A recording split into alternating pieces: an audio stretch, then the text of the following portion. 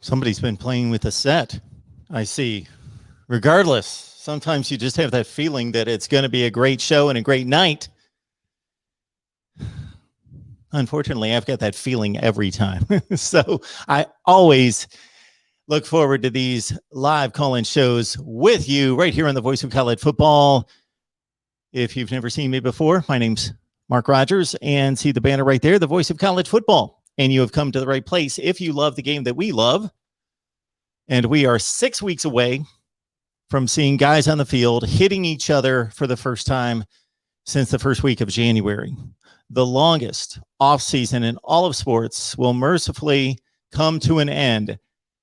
6 weeks from right now, we'll be watching college football. 7 weeks until that official start of college football, week 1. And of course, our live 24-hour marathon. If you have yet to hear about our 24-hour live marathon, we will tell you more at some point tonight. And again, welcome into the Voice of College Football. Much going on this day on Saturday.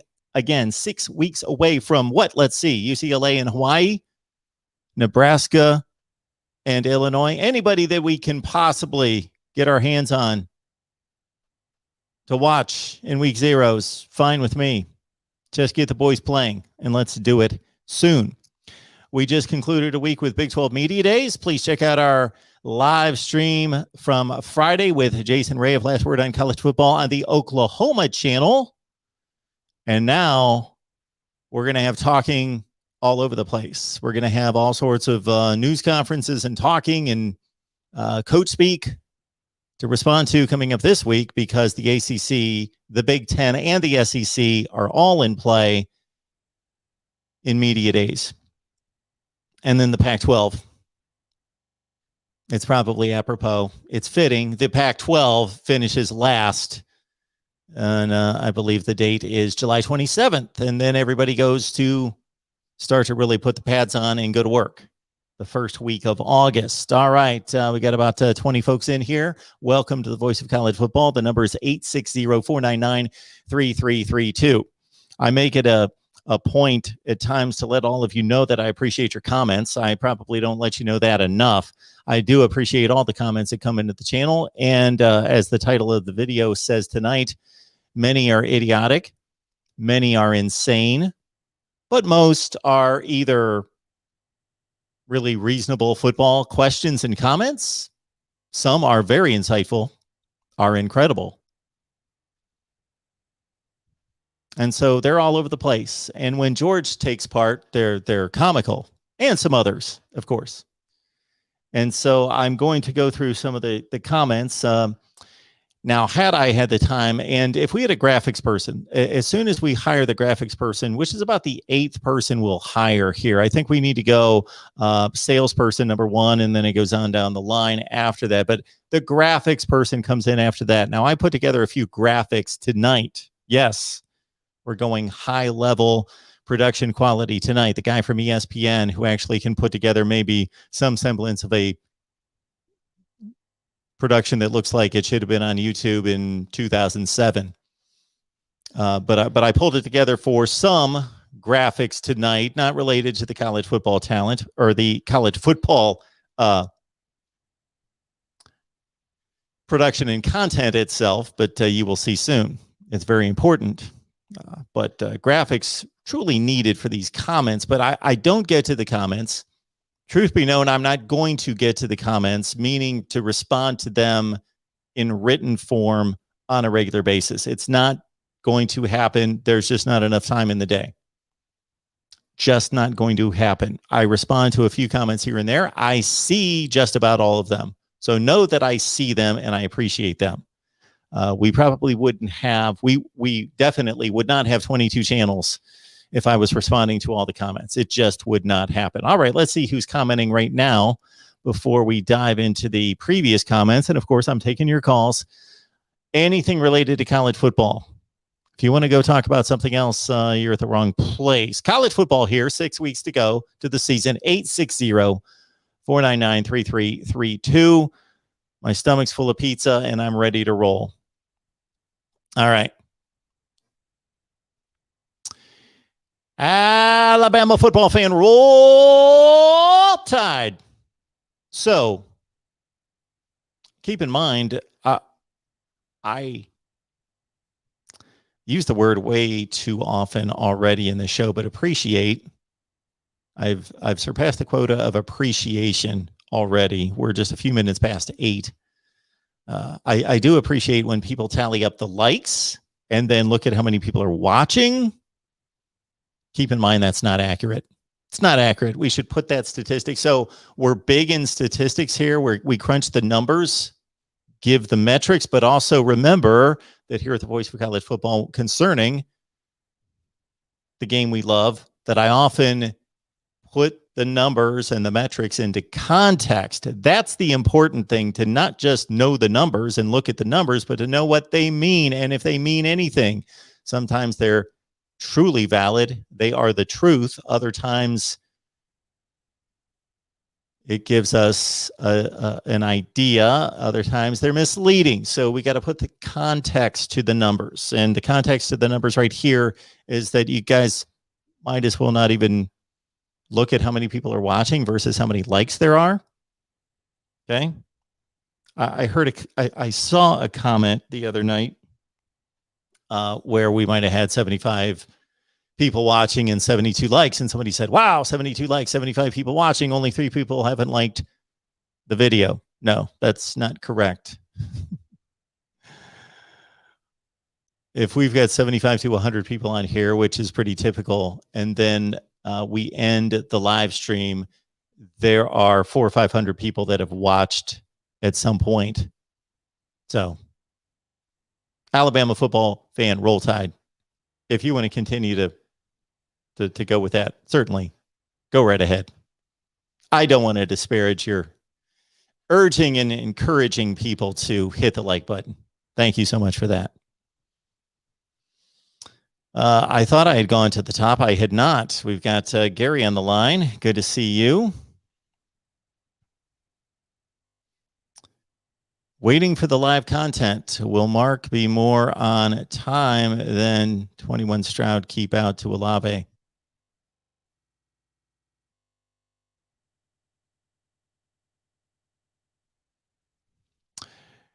Joey, good to see you. Man, does Joey have some great stuff? Is he a talented guy? Yes. We will talk about Joey in just a second. All right, we got Huffer Billy Paw as required.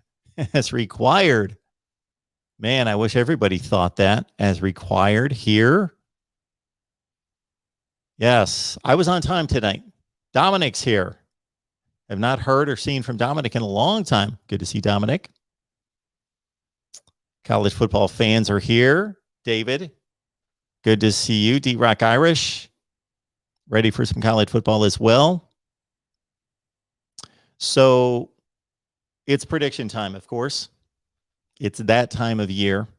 What I've typically done is I will have a big blowout 2 or 3 hour, 4 hour live stream to kick off the season the night before the season starts and unveil my predictions for the season.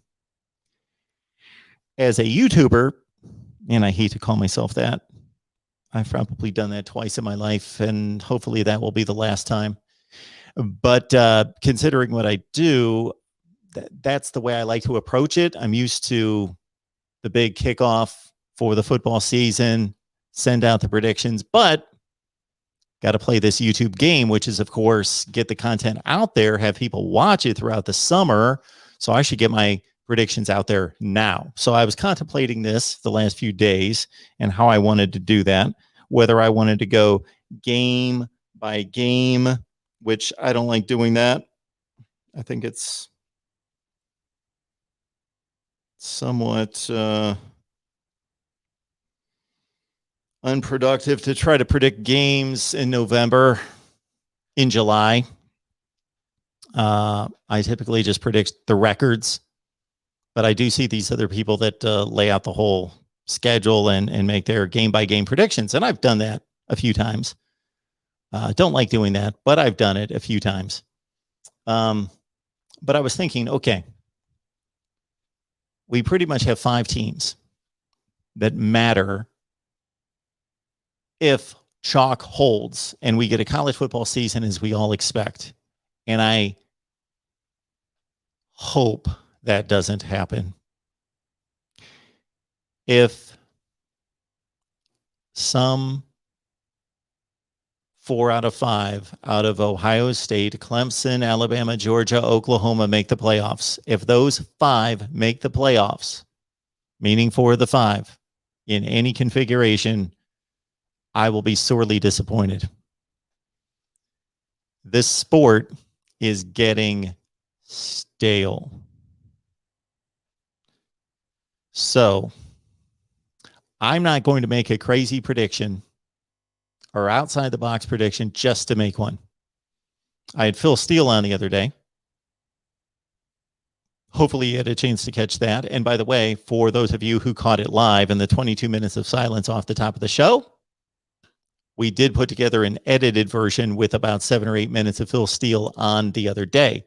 Rest assured, though, those fine folks over at Phil Steele's company, they said, Mark, we'll make it good to you and we'll have Phil back on. So we're going to have Phil Steele back on here sometime in August. So looking forward to that. Phil Steele back here at the Voice of College Football. So maybe we'll be the only outlet here at the Voice of College Football that gets Phil Steele on twice preseason. But even he said, Mark, I've got Oklahoma, Ohio State, Alabama, and Clemson, I guess. Whatever it was 4 of the 5. And I told him, I said, if that's what you believe is going to happen, sometimes I make predictions that are boring.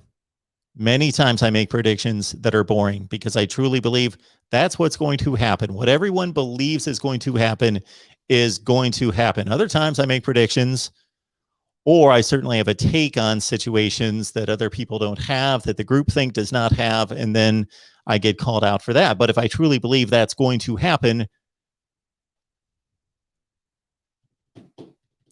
so I am doing my best as I have during this time of stale prognostications in college football. During this time, looking back, it started in 2015, but we didn't know that we were in the start of this stalemate, this domination by 3 schools in 2015. We knew by about 2017, 18, okay, this is what it's falling into. So every season since then, over the past, let's say 4 or 5 prediction seasons, I've thought, Mark, find that team. Find that scenario. Find the team out of the heavyweights that is going to drop, and then find that team, more importantly, out there that's going to ascend. Find them. So maybe I'll find that team. Maybe I won't.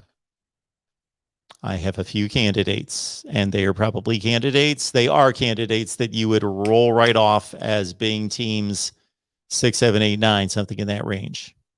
If we want to go way off the radar, then we can certainly talk about that. The phone lines are open, 860-499, 860-499-3332.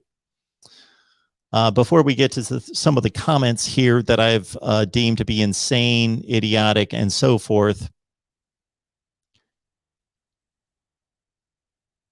I would like to draw everyone's attention to that. That's pretty exceptional right there. So these folks over at our guy Joey over at Tri-State Woodsketch, tristatewoodsketch.com. Should have put the banner up there as well. Need to make a banner. tristatewoodsketch.com. I will do that sometime tonight. tristatewoodsketch.com. They've got a great deal coming where buy one, get one free. You buy one of these gems, you get one free. Look at that. Look at that work. That's talent.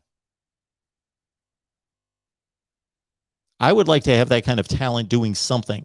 I don't have that kind of talent doing anything, but that is amazing talent right there. And when Joey reached out to me and the fine folks there at tristatewoodsketch.com, I wanted to see some work, of course. They showed me some of their work, and I've seen 10 examples at least, and I've been astonished by all of it. So what happens is when you go on tristatewoodsketch.com, you jump on there, you send them a photo, and here's some other examples. You send them a photo.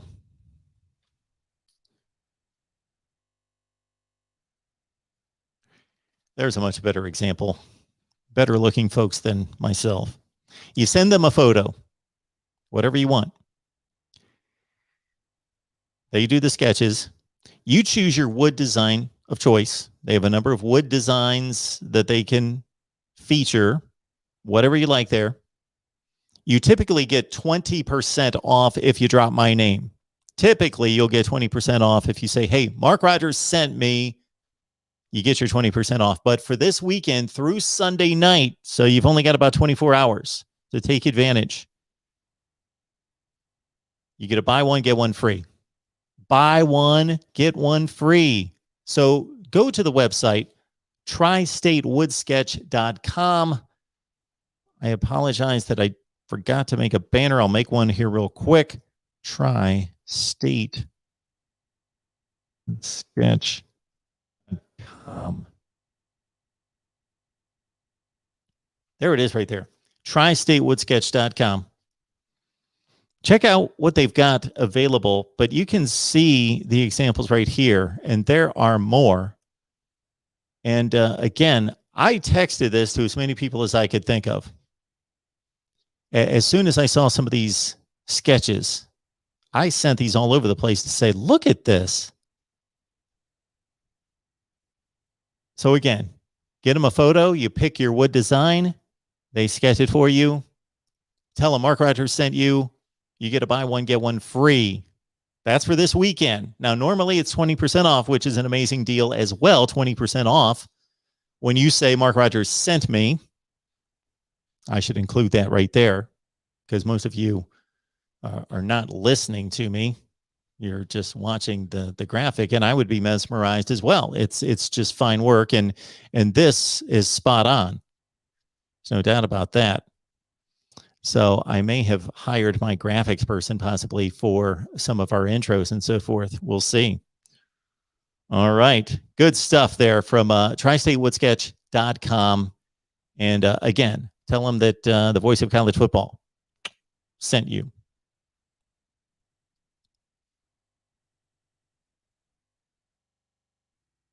There. Did you see that? Pretty good. Okay. All right. Back to the college football. Dominic, good to see you. Hello. If I missed anyone here. D-Rock Irish. We've got roster breakdowns all over the place. We're going to do Penn State tomorrow. We've got Georgia, Clemson, Michigan, Ohio State, Alabama, Texas A&M out there. Florida State as well. More to come. Roster breakdowns.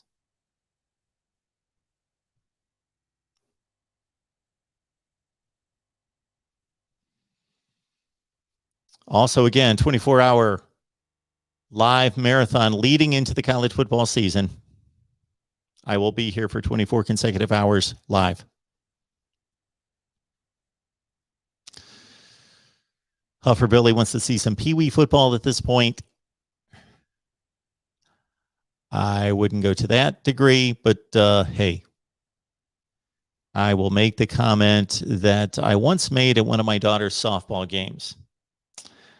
I made the comment one time at one of my daughter's softball games that if I could just condense everything that she does for 90 minutes, what was nice about those girls softball games is that they weren't nearly as long as the boys baseball games. So my daughter played softball, my son played baseball, and I once made the comment to a number of people who didn't necessarily appreciate it that if I could condense, if I had some type of a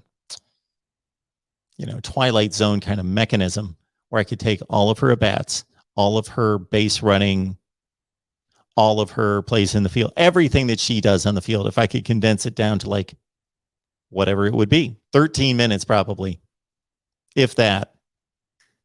I could go out to the field and just see my daughter play. That would be phenomenal. I could do that. I could watch her play a triple header every day. Hey, John, good to see you. Best part of the first kick coming in 6 weeks is all the dopey preseason predictions and lists will become fire starters, including mine, John, including mine. Although last year, hopefully you didn't start the fire too soon. Hopefully you took my Alabama-Ohio State advice. That was my national championship game. Alabama-Ohio State. Check the videotape. Hopefully you did something with that.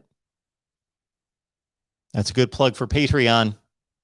We should have more than 47 people at Patreon, especially since we're getting into college football season. And guess where you get your predictions? On Patreon. Get your predictions at Patreon. Make a few bucks.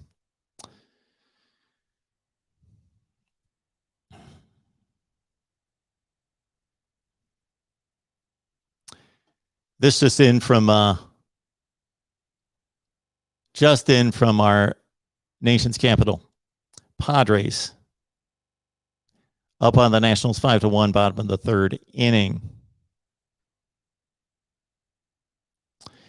Yes, Huffer Billy, we posted a Clemson video to the Clemson channel today. 2 huge commits in Mr. Everett, Jalen Everett, cornerback, and the athlete who's probably going to play. What's he going to play?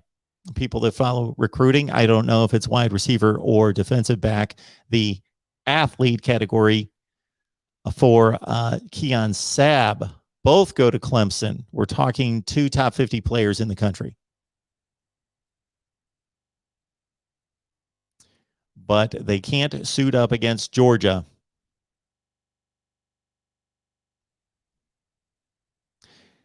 Did I say that we're going to go live for 24 consecutive hours leading into the college football season? Hey, Gary. Krista. Oh, this is the guy right here. This is my guy right here. This is the guy. This is the guy that partially inspired the title of tonight's live stream. This gentleman, this gentleman right there. Okay. Christopher, it's great to see you for a live stream here. Okay. Hopefully this will be a learning experience, an educational experience for Christopher. I don't know that I can go through all this. Maybe we'll pick it up at some point.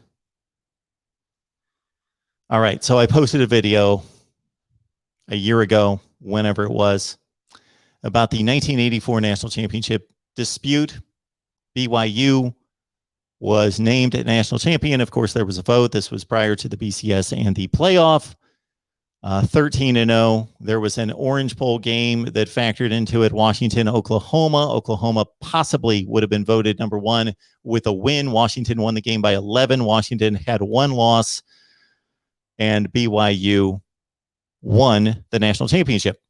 Okay. I did a series of videos including 1983, 84, 90, 91, 96, 2000, just looking at disputed national championships. Okay.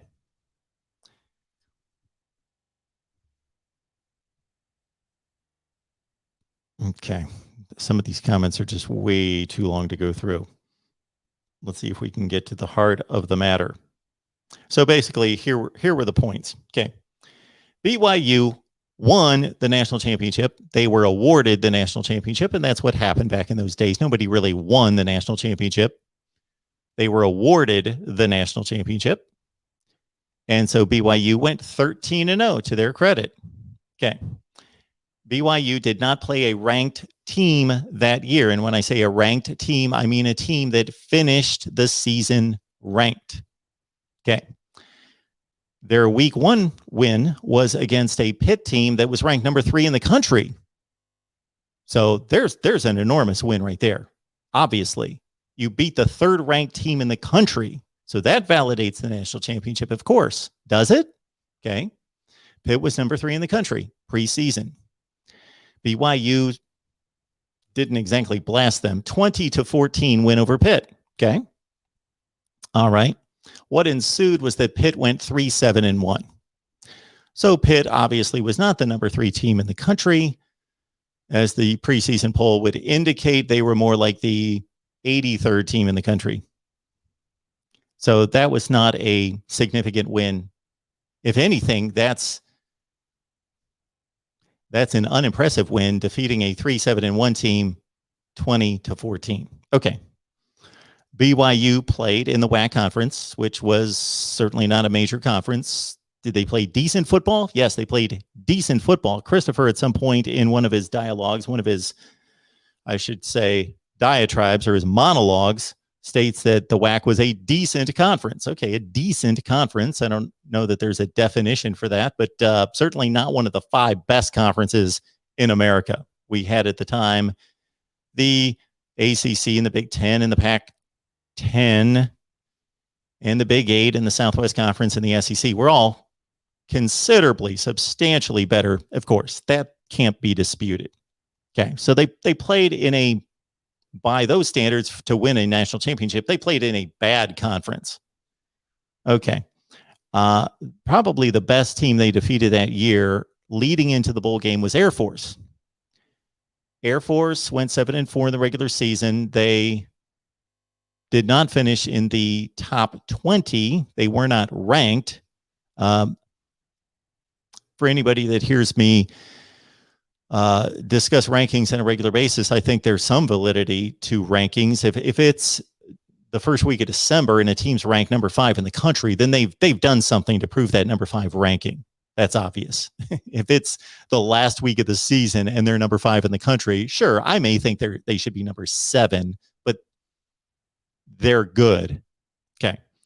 If you're ranked preseason or the second week of the season at 1-0 and you're number 23, well, we just need to wait and see whether you're any good. And I certainly stated a number of times that there's nothing magical to the rankings that currently, if you're number 25 and then somebody else is the first one receiving votes at number 26, that's the same difference as somebody being number 18 and somebody else being number 19. It's just another rung. And again, this isn't gospel truth that if you're the number 18 team in the country, that you are the 18th best team in the country. Hopefully, the pollsters are somewhat accurate and they are evaluating it somewhat correctly, and they can, and so you're generally around 18th. Okay. Air Force was never ranked during the season. They were probably the best team that BYU faced during the regular season. They were never ranked. BYU beat them by, again, a dominant win by 5 points. Beat them by 5 points. They won the game, beat them by 5. Air Force was not one of the ranked teams at the season's end, even after winning a bowl game. Never ranked. Okay. Next point is that Michigan was BYU's opponent in the Holiday Bowl. Now, in no such way was I ever blaming BYU for whom they played in the bowl game. They were the WAC champion. They automatically went to the Holiday Bowl. I watched all those bowl games. I was around. So that was not BYU's issue in terms of who they played. None of this has any discredit on BYU and their approach to scheduling or anything. They played in a conference. They played the teams in front of them. They went out and scheduled a good Pitt team, or what was supposed to be a good Pitt team, on the road. BYU has traditionally scheduled difficult as much as they can control it. I have always enjoyed looking at BYU's schedules because they go out there and they pretty much will play anyone, anywhere, just as they did last year on the spur of the moment, going out to Coastal Carolina. But that's not the intent of the process, is to say, well, you tried to schedule difficult. It's just to lay it out as is. What happened, and was this valid? Was their championship valid? I didn't say that it wasn't valid because they were the only undefeated team. I stated basically that, okay, there's an argument here because we have a team coming from the 6th or 7th best conference in America, winning a national championship. Love to put that in quotes, winning a national championship that didn't really confirm it against anyone any good. And so then I get Christopher threw Michigan in my face as, you know, they beat Michigan. Well, okay.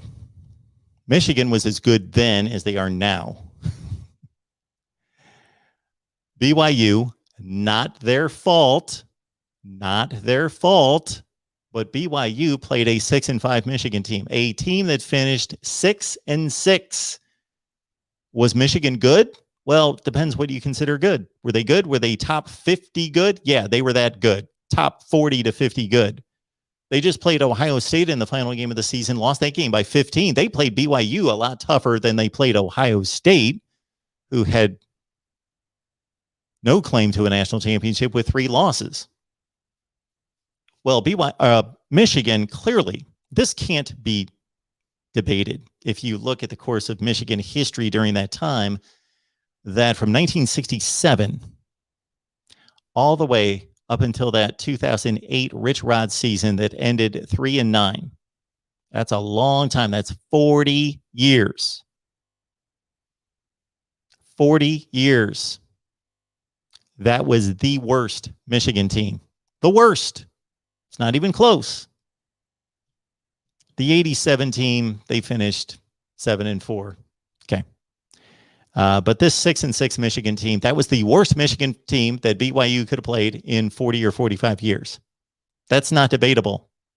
So BYU built a national championship resume on going undefeated, great, not dominating anyone any good, basically slipping by some marginal teams like Air Force, Pitt, and Michigan, but not getting a chance. And I stated, not a chance, not their fault. They couldn't determine their opponents, but they did not beat anyone any good. Should we really have national championships determined by teams not playing anyone? Okay. I could go through everything Christopher had to say. You can all look up it's just paragraphs upon paragraphs. So where I took exception when I don't mind the debate, I enjoy the debate. You guys all know that. But when morons like this individual come into play and then they start throwing around terms like liar, you're a liar, nothing I said that was unfactual in any way. Nothing I stated was not factual. Everything I just told all of you, I stated to him. I took the time, which turned out to be a waste of my time. I need to be more judicial with my time and give it to you fine folks that are supportive of the channel and not to morons who are going to be disrespectful, like way over the top disrespectful, and spew the F word all over the place because, of course, we're all tough when we're on our phone or behind a laptop.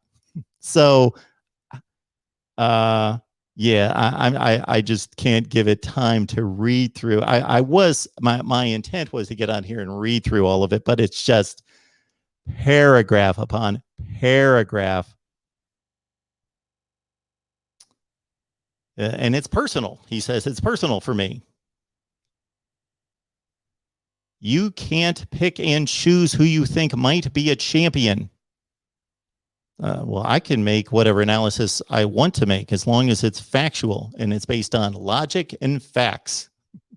Sure, I can. They either qualify or they don't. Qualify? You state that like it's the NFL playoffs or something, like somebody qualified. What are the qualifications for winning a national championship in 1984? Do you know what the qualifications are? A vote.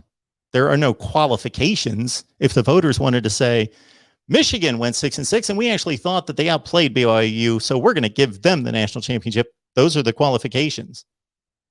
There are no qualifications in 1984 to win a national championship other than show up and play games. Those are the qualifications. What are the qualifications? Go undefeated? No, of course, teams won national championships with one loss and a tie. So there were no qualifications. There were teams that didn't win conferences that won national championships. We know that from 2001, or had the opportunity a number of times to win national championships despite not winning the conference. So what are the qualifications? Let's see if we can get to. And then we step back to 1983, which 1983 doesn't have anything to do with what happened in 1984. Maybe YouTube pulled the one obsessively ridiculous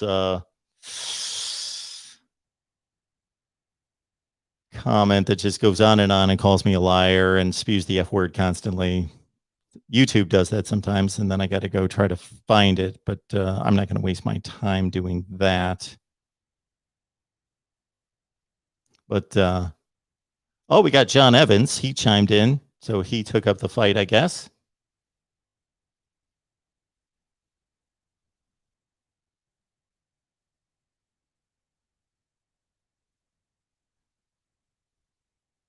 So there you go. Probably the best way would be, so Christopher, if you would like to call, if you can let everyone know that you will not in any way, you will keep your language under control, then you can call. I'm right here. I don't dodge anyone. 860-499-3332. And we can discuss the 1984 National Championship. But I'm guessing a lot of people here want to talk about the 2021 National Championship, and we'll discuss that as well. So please call 860-499-3332. But a lot of what I stated in the title of tonight's live stream was directed into all of that. Man, I didn't realize that all of this was written too. It's just too much to read.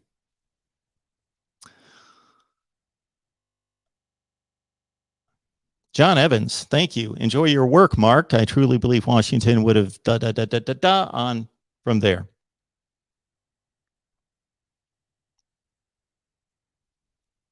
A lot of great comments to this video. I enjoy doing those. Looking at history. All right, let's go to the comments here. We got a call. Oh, we got 2 calls coming in.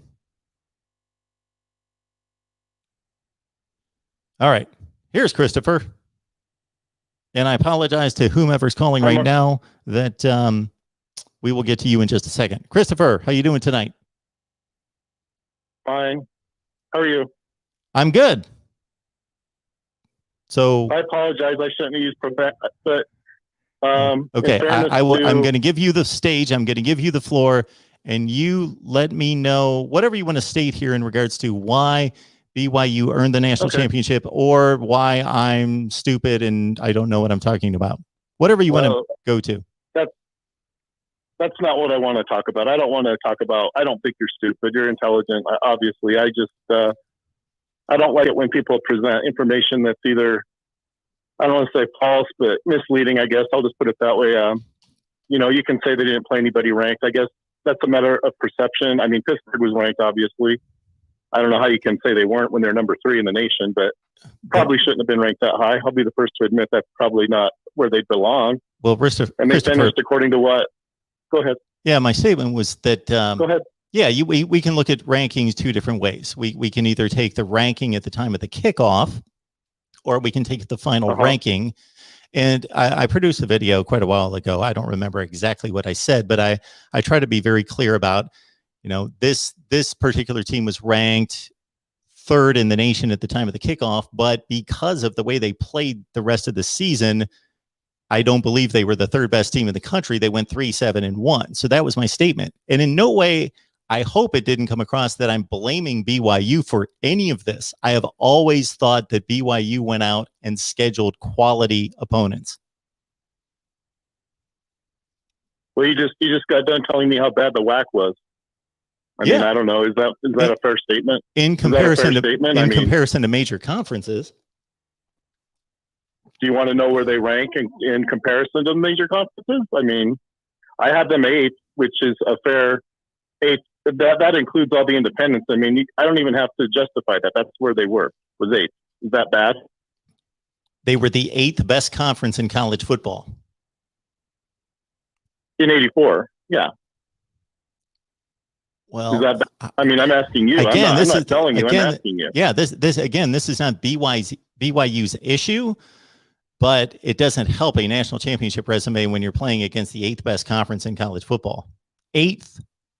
Well, I guess my question to you would be is, assuming that you understand what I'm trying to explain, if they finished right below the independents, all the independents, which probably included the good independents and the so-so independents and the not-so-good independents, they were 8th, which is where they finished. I mean, I don't know. I'm asking you if that's bad. I don't know. I don't consider it bad. Why do you consider it bad?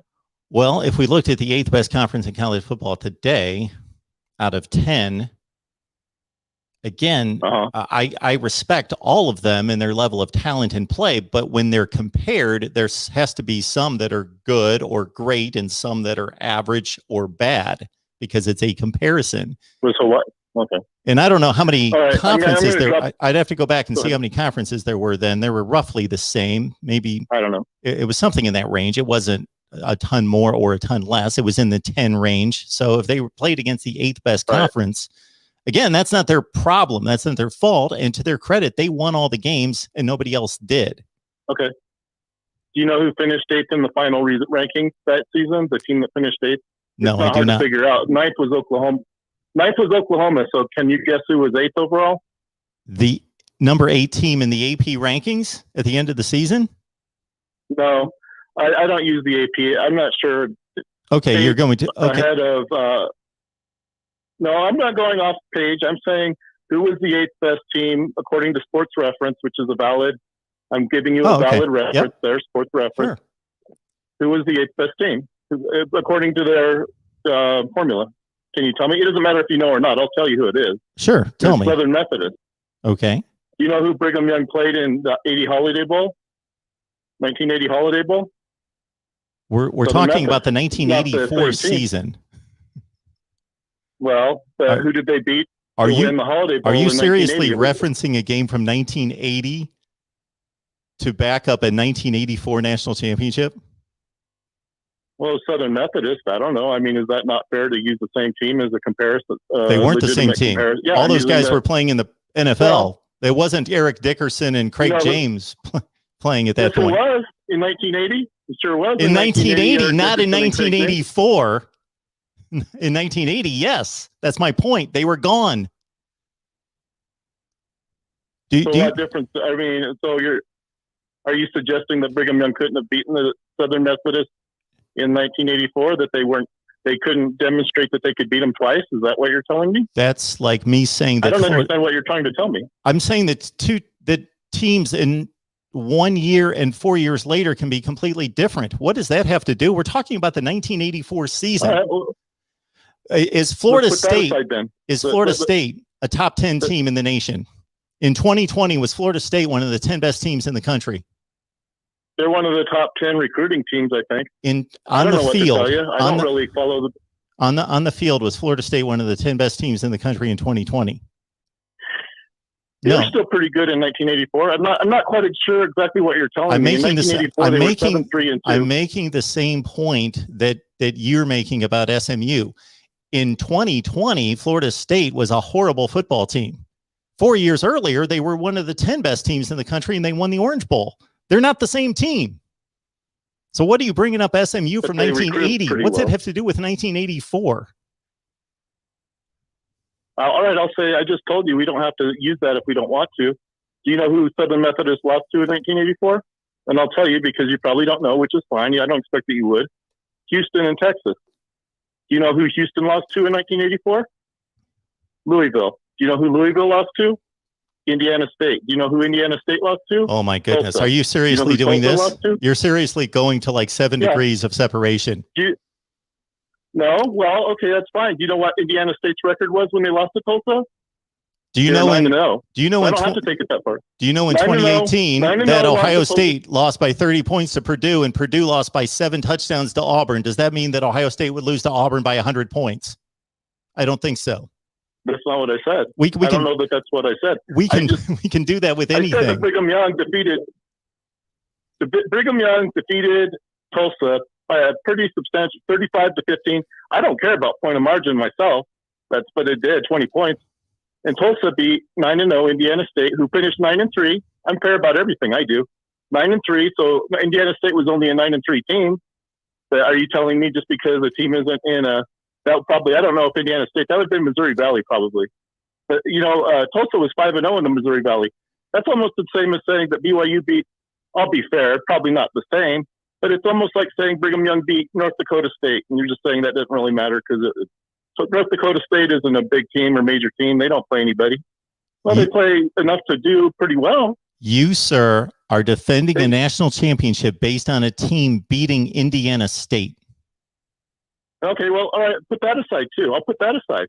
Do you know who Tulsa beat before they played Brigham Young to win? To win what ended up being the Missouri Valley. It was Southern Illinois. Southern Illinois was the defending Division I AA champion. That was the first team Tulsa beat before Brigham Young beat them. You don't think that's important?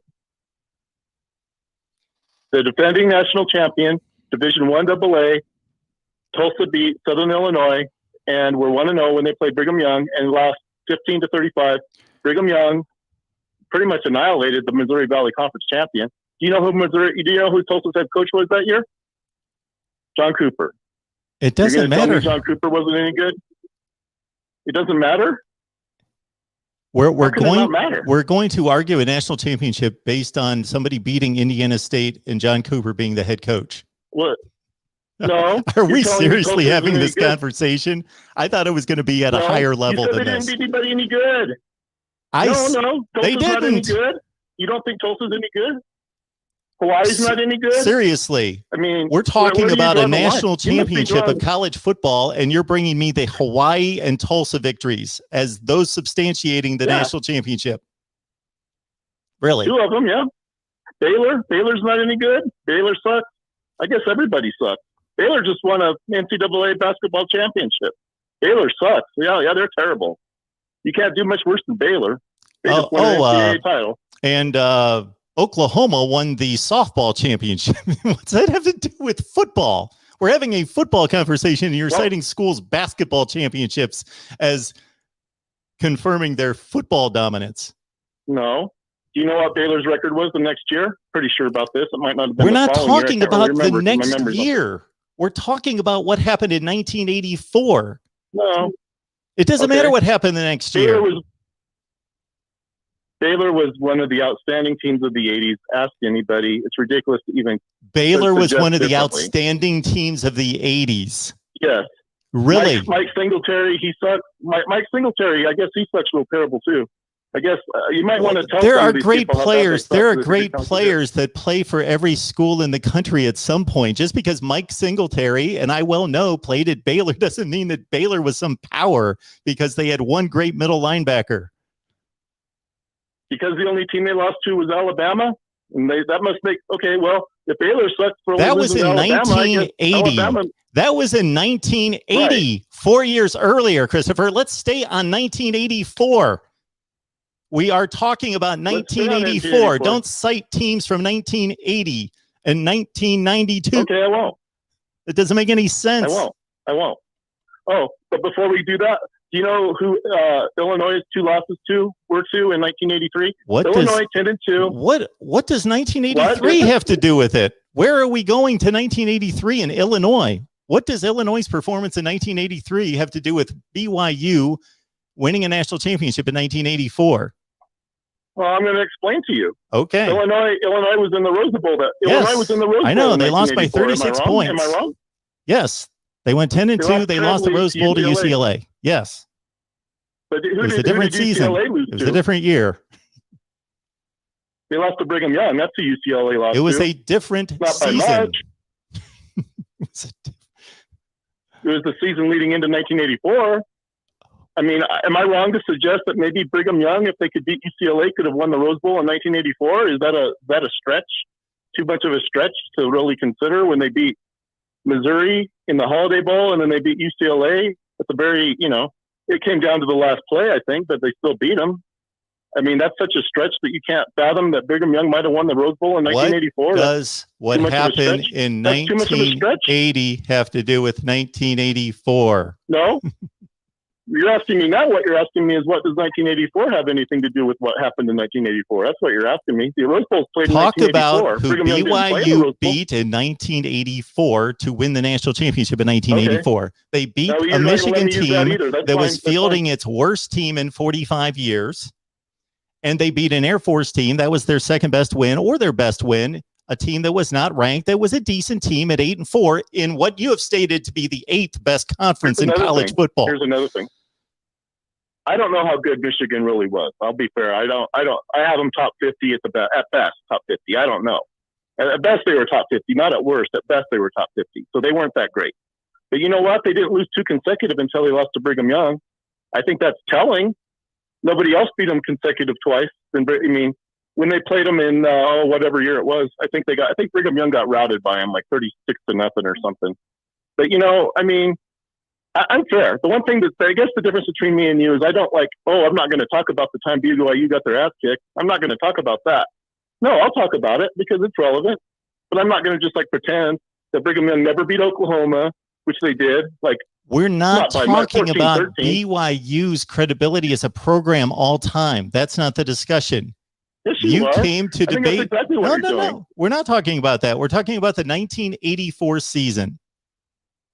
I didn't make any comments. Christopher, did I make any statements? Which team deserved it? Which team deserved it over BYU? And you can't tell me it's Washington. Tell me it's Washington. Did I make any statements? Did I make any statements in those comments that had anything to do with any other season in BYU and evaluation of BYU football except for about 1984? Here's the dominant Baylor team. Here are the dominant. I didn't say Baylor was dominant.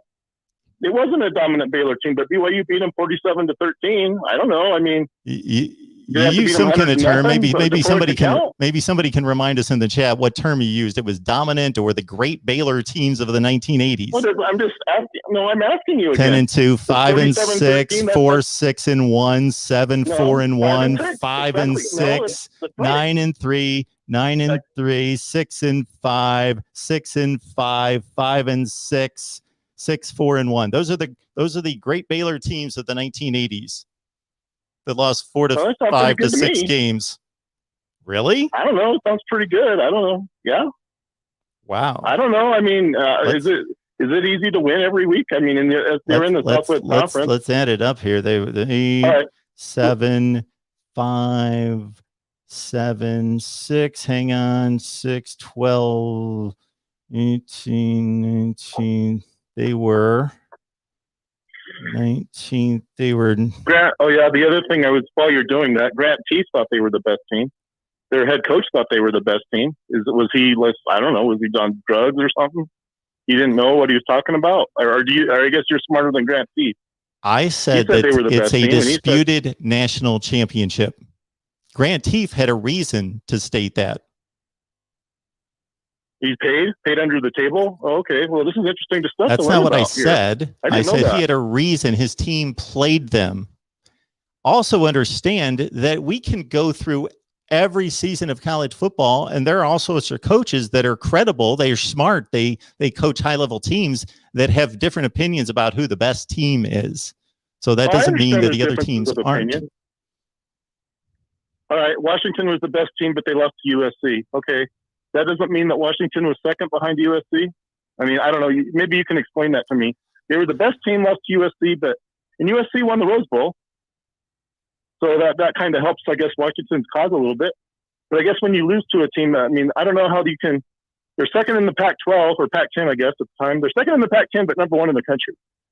Oh, okay. All right. That really, I guess that's like an alternate universe form of thinking.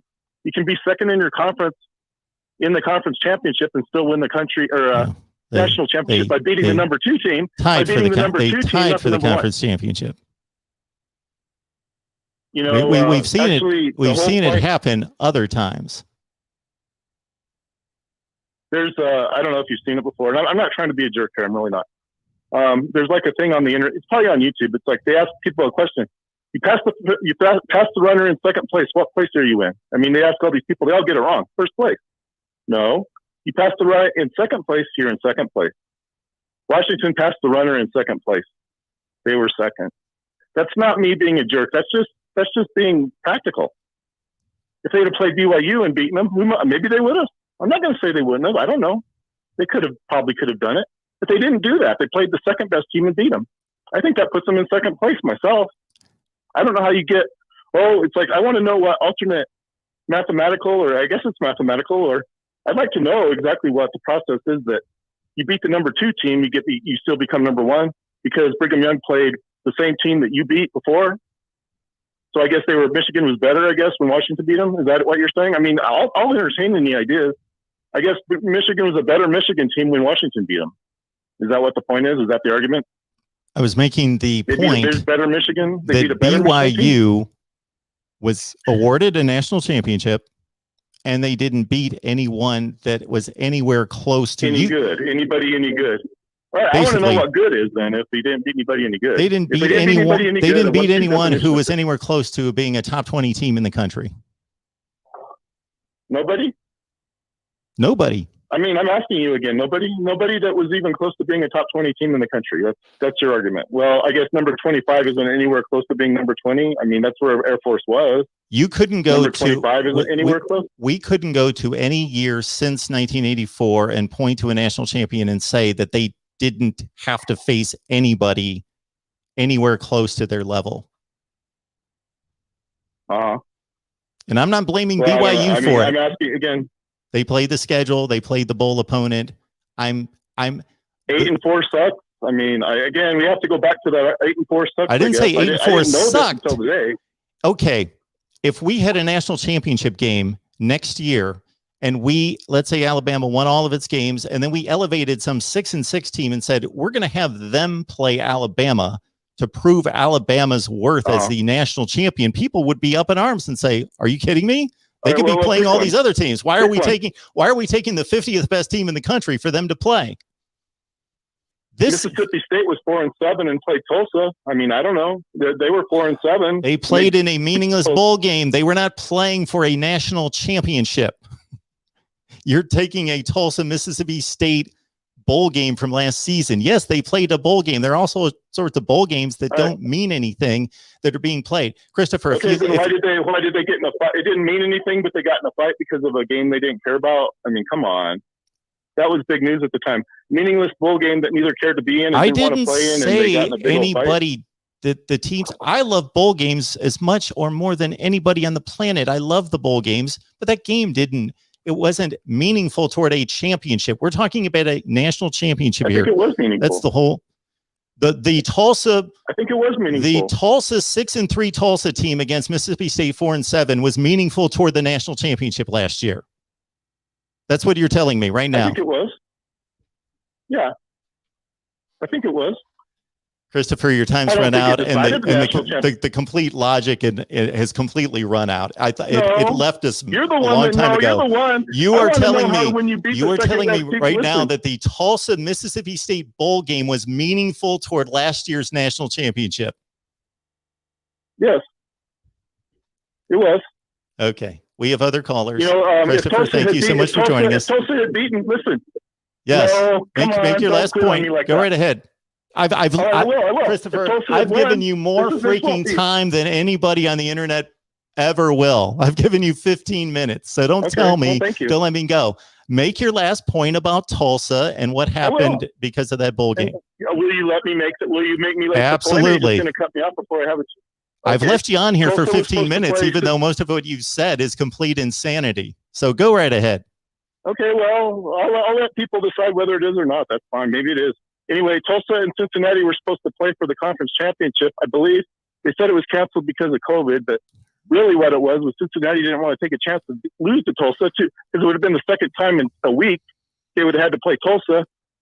Tulsa was, I don't know how they determined who they played, but had Cincinnati beaten Georgia, then yeah, that game would have really mattered. It would have mattered to, it's like, what do you call it? It's like when your conference is up. Yeah, Tulsa beating Mississippi State would have had a great impact on the national championship if Cincinnati beaten Georgia, which they almost did. Georgia did not factor in last year's national series? championship. Georgia had nothing to do with last year's national championship. They didn't? You're kidding me. Georgia had nothing to do with last year's national championship? They didn't make the playoffs. They did not make their conference championship game. They didn't go to the playoffs. They didn't participate in the national championship game. Yes, Georgia had nothing to do with last year's national championship scenario. Yes, they played in the Sugar Bowl. Sugar Bowl. I'm sorry, Peach Bowl. Yes, they played in the Peach Bowl. I don't care. I got it wrong. So what? Yeah, I know.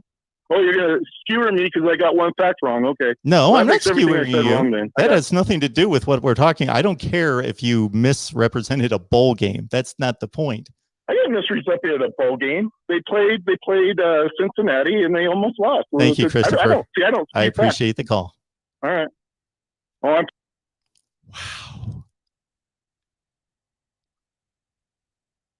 I enjoy debating college football, but the person on the other end has to stick to the conversation. Let's stick to the point. The debate was about BYU's legitimacy as the 1984 national champion. And when the arguments start with, well, they beat SMU and SMU was really good in 1980. Okay, that's where, it goes beyond any possible logic. And then to say that the Tulsa, Mississippi State game last year had an impact on the national championship. All right.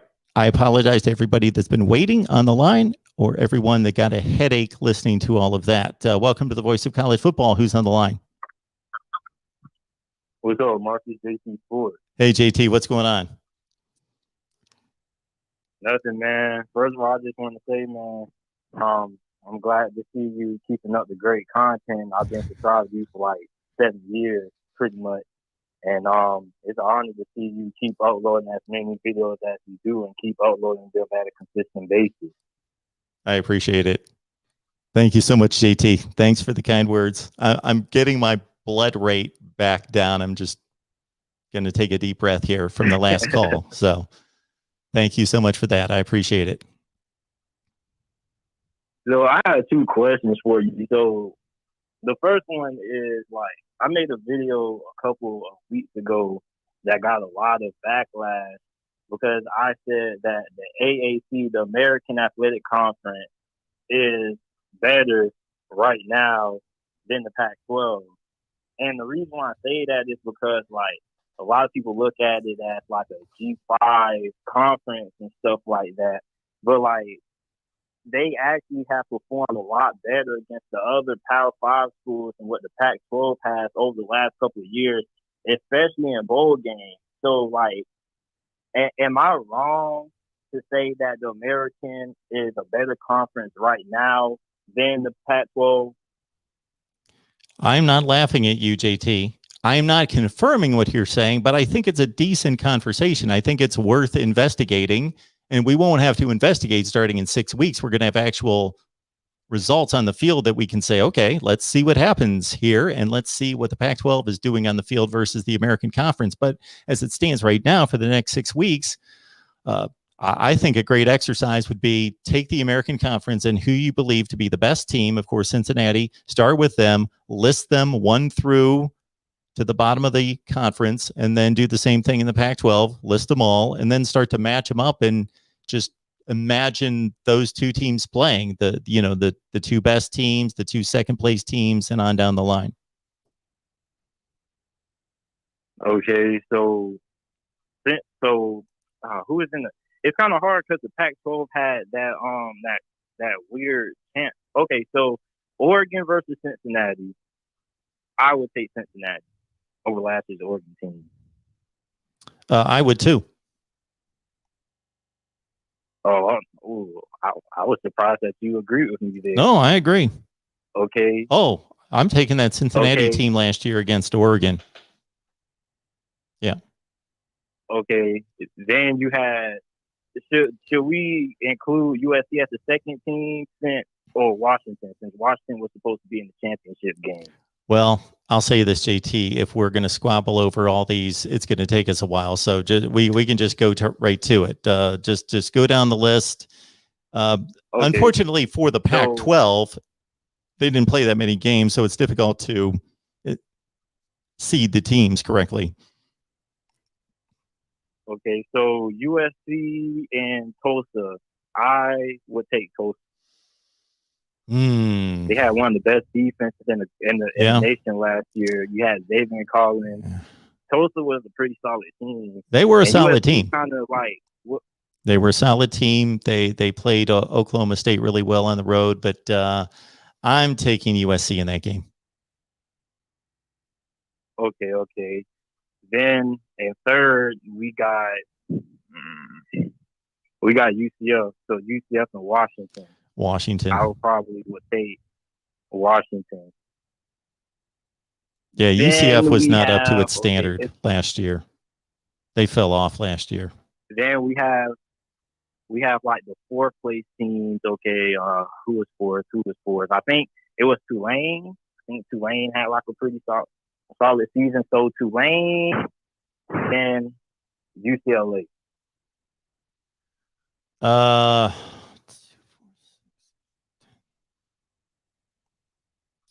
Tulane and UCLA last year.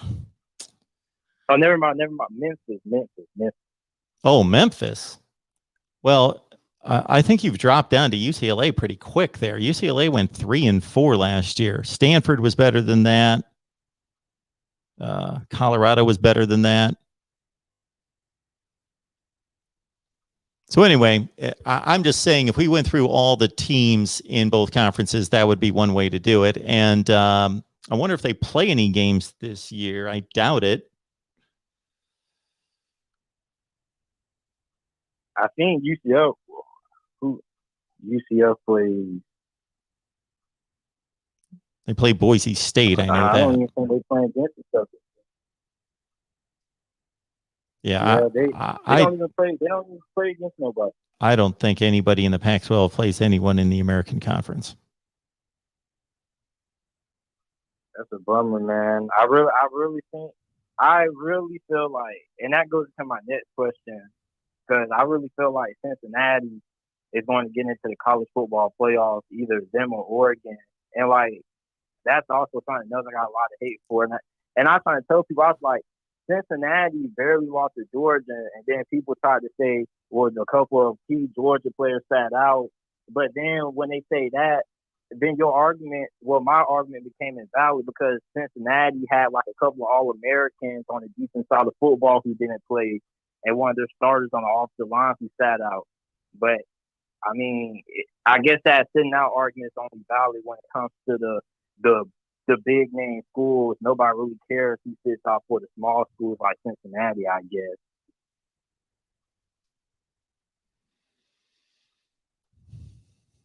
According to some people's logic. But, I mean, like, do you think either Cincinnati or Oregon can get in? Because I think one of those two teams are going to crack the nose. So why are you connecting those two teams? Is there a reason they obviously have no connection? Those are just the two teams. I'm sorry, JT. Just to clarify, you just think those are the two teams that are most likely to crack the top five, the Clemson, Ohio State, Alabama, Oklahoma, Georgia 5.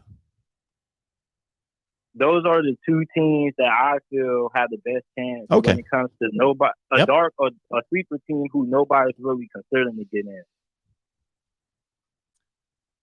So Oregon plays in Columbus in week 2. So there you go. That's your key game for Oregon. If they win that game, and then Ohio State goes on to win the Big Ten championship, they've just made a enormous statement. And then Cincinnati. So if Oregon wins, they beat Ohio State, they go on the field, they get in. But then the argument of Cincinnati gets in is a little bit more tougher because, like, their two biggest games are going to be on the road, both against Indiana and Notre Dame. So if they beat both those two teams and they go undefeated in the American, will they rightfully earn the spot in the 14 college football playoffs this year, or do you think like they need one of the big guys to go down, like a Oklahoma, a Georgia, or Alabama to lose one game? Maybe not even one game, maybe two. So basically, your scenario, JT, is that Cincinnati goes undefeated. Okay, right? Mm-hmm. And then you need Ohio State or Alabama or somebody to lose. I think they're going to have to, depending on the team. Okay, this is what Cincinnati needs. They need Indiana and Notre Dame to have really good seasons. So in addition to beating them, they need them to go out and have really good seasons. Okay. Because if Indiana and Notre Dame trip around and go 7-5 and 8-4, then those are good wins, but they're not going to be the kind of wins that if Notre Dame goes out and goes 10-2, and one of those two losses is to Cincinnati, and they beat Wisconsin and USC and a lot of good teams, and Indiana does the same thing in the Big Ten. Let's say they go 10-2, they only lose to Ohio State and somebody else, then those wins are going to be great. Those are going to be top 10 to 15 wins in the country. So Cincinnati's going to have a lot.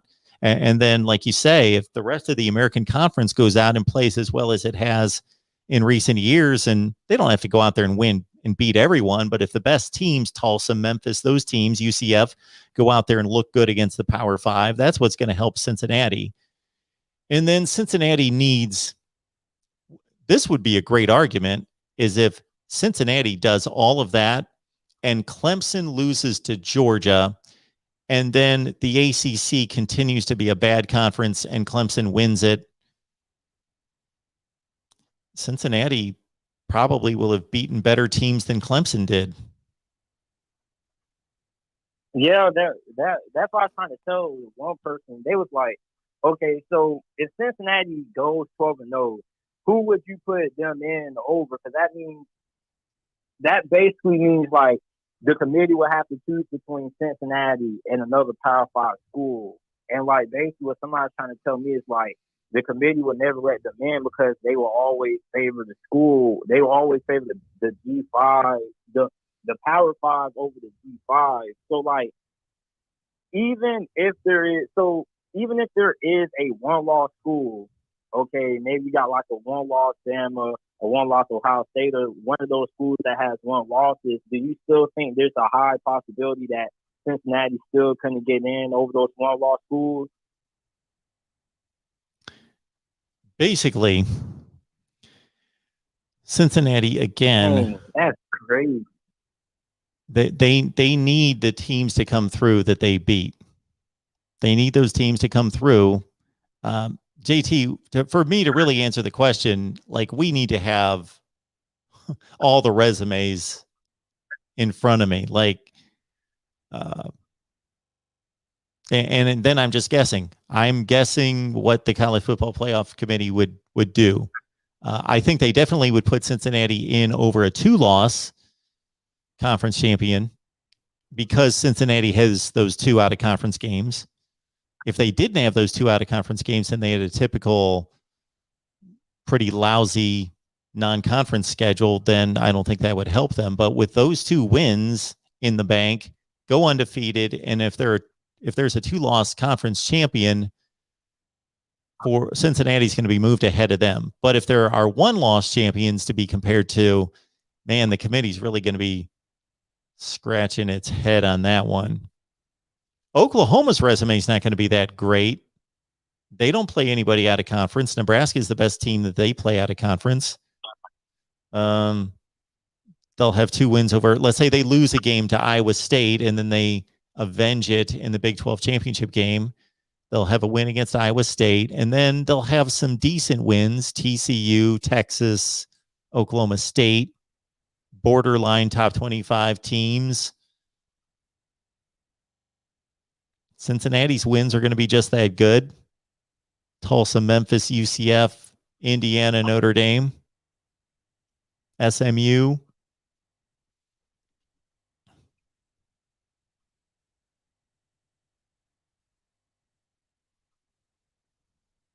So basically, what has to happen is like there at least has to be a team that loses at least 2 games, basically, for Cincinnati to really have like a realistic opportunity of getting a good look from the committee. Well, the committee needs to give them a good look. If they accomplish what we're talking about, then they need to be taken extremely seriously. Now, I feel like they should. I felt like last year they got kind of screwed over because remember when Florida lost to LSU, Cincinnati fell back a ranking, and Florida barely dropped.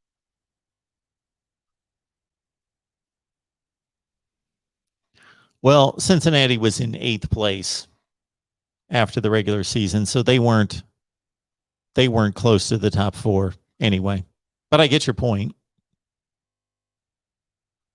Yeah, but I really do feel like me personally, I really feel like Cincinnati's going to get in this year. Like it may sound crazy, but I really believe it, man. Like I really believe that this is probably the most talented G5 school that has probably been around going into a year since probably Boise State, like nearly a decade ago. Honestly, like they got the talent.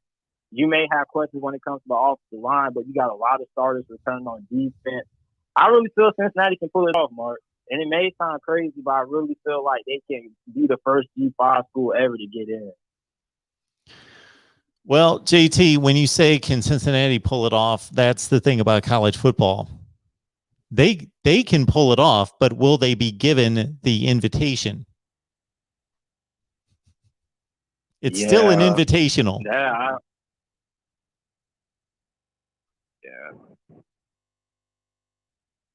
Yeah, but I'm gonna let you go, Mark. I just got one more question to ask you. Since you're like a college football historian, what happened to the Big East? Like, what made it fall apart? Oh wow, that's there's a great documentary on a 30 for 30 about the Big East Conference. It is what's it called? All these conferences are dominated by football, but that even the ACC, money wise, it's still a football conference, even though people consider it a basketball conference in terms of where the winning is. But the money's still made in football. But the Big East was actually a stronger basketball conference, not just on the court, but made considerable money in basketball. So the basketball meant something. Well, the Big East was torn up by Miami, Virginia Tech, Syracuse, and Pitt leaving in particular. And Louisville, they all left to go to the ACC. They all got offered just so much money from the ACC that it tore up the Big East. Okay. The Big East was only, I think, the last year of football for the Big East. Well, the Big East carried on after that. So that happened in between 2003 and 2004. And that brought the Big East from being a strong football conference to Connecticut, Rutgers, West Virginia, etc. from into the 2000, and they left at different times. I shouldn't bunch them all together. I'm sure some people are going to jump on that. They left it, but they all left within about 3 years. Miami and Virginia Tech left at the same time. Syracuse, Pitt stayed in the Big East. Louisville, those teams for a few more years stayed in the Big East. And actually, Louisville stayed in the American Conference for a long time. But anyway, it was just the other conferences that lost teams like the Big 12, they could withstand it because they brought in other teams. But the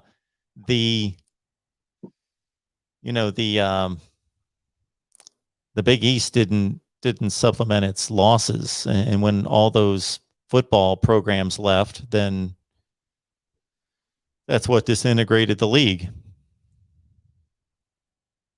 Okay, so basically they lost their best programs basically And then there wasn't really enough other good programs to keep the revenue flowing into the conference. So it eventually just disbanded.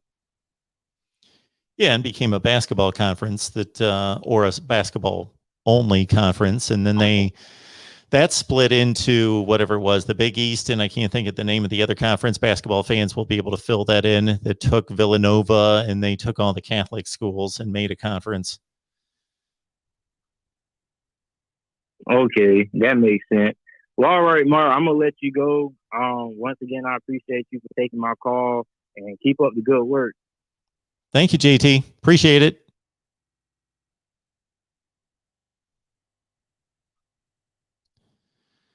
I was going to put years on all that, but we'll leave it be. All right. Welcome to the Voice of College Football. Who's on the line?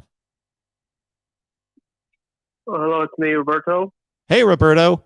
How are you? Good. What's going on tonight? Well, the finals is going on. And I don't know, I had a laugh fest on that boomer call they were talking to 15 minutes. I just joined in there. I was like, what is going on? Yeah, that individual had written just a ton of long, lengthy comments, and then the last one was very fervent. I'll be kind.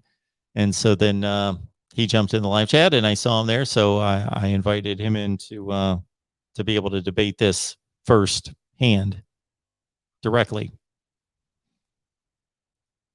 I see.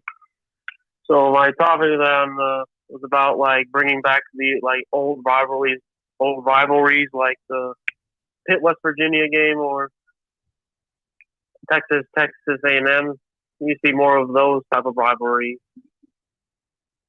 Most of the time, like, you know, the Ohio State Michigan games starting to become more one-sided. OU, Oklahoma State, pretty much Oklahoma's starting to look more elite, dominant. So, you know, getting a little something new that hasn't been there for like a decade. I don't know when the last time Pitt or West Virginia played. Last time in the 2000s. Pitt and West Virginia? Yeah.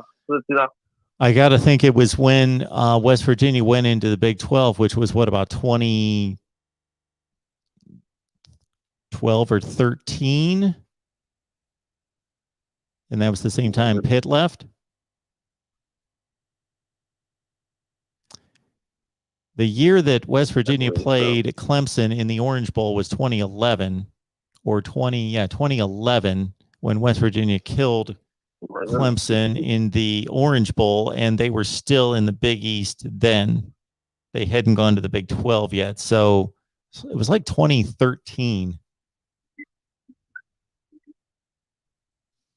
I think, no, 2013, I think the West Virginia only played like, I don't remember. It was an FCS team. Then it was Maryland. And I don't know, I forgot who was first.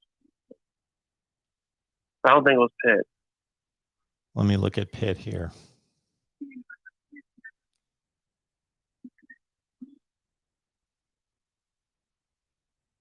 There we go. So Pitt and West Virginia played in 2011. And then they did not play in 2012. So that must have been when West Virginia left for the, West Virginia played as a Big East team in the Orange Bowl in 2011, meaning the 2011 season, and then they left, and they did not play in 2012. All right. I just looked it up, and they said they're going to host them in 2022 in September 17. So I guess they're bringing them back. So you want Pitt and West Virginia to play, and you want Texas A&M. They actually are arranging. Yep, they want to bring up some old rivalries. They're already bringing back this season the Clemson, Georgia, Oklahoma, Nebraska. I don't know, they're interesting. Like a little more like bringing back the old rivalries, you know. bring in some good tension after a COVID year that shortened seasons.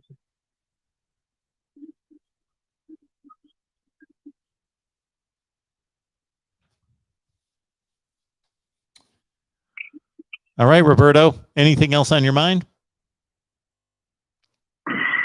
Well, with that call about Cincinnati, it'll be a very interesting to see if both my Buckeyes and my ex-university make it to the playoffs.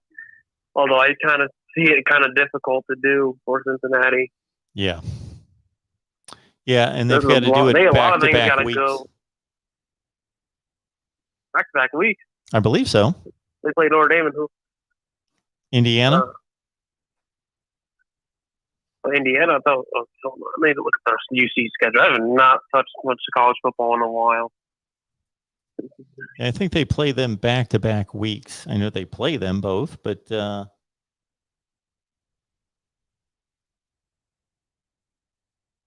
I can't believe they went back to like 11. They've got a bye week. They've got a bye week. They do play them back-to-back as opponents, but they've got a bye week in between. Oh, yeah. Okay. So, yeah, Indiana and Notre Dame, both on the road, too. Oof. I imagine the common opponents that both Ohio State and Cincinnati have with Indiana. So they got to not only probably beat Indiana, they got to probably dominate or, put style points. And to simply beat Notre Dame, who has I think the defensive corner that used to be Ohio State player. I heard in the chat that they're doing well in recruiting. So we just recently brought in, what was it, JT? Yes. So we get a good defensive line. Yes, the Buckeyes are doing rather well in recruiting, but that's been going on for quite some time.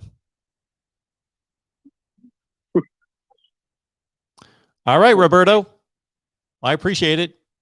All right. You have a good night. All right, thank you. I'll be watching the finals. All right. Thanks a lot. Bye-bye.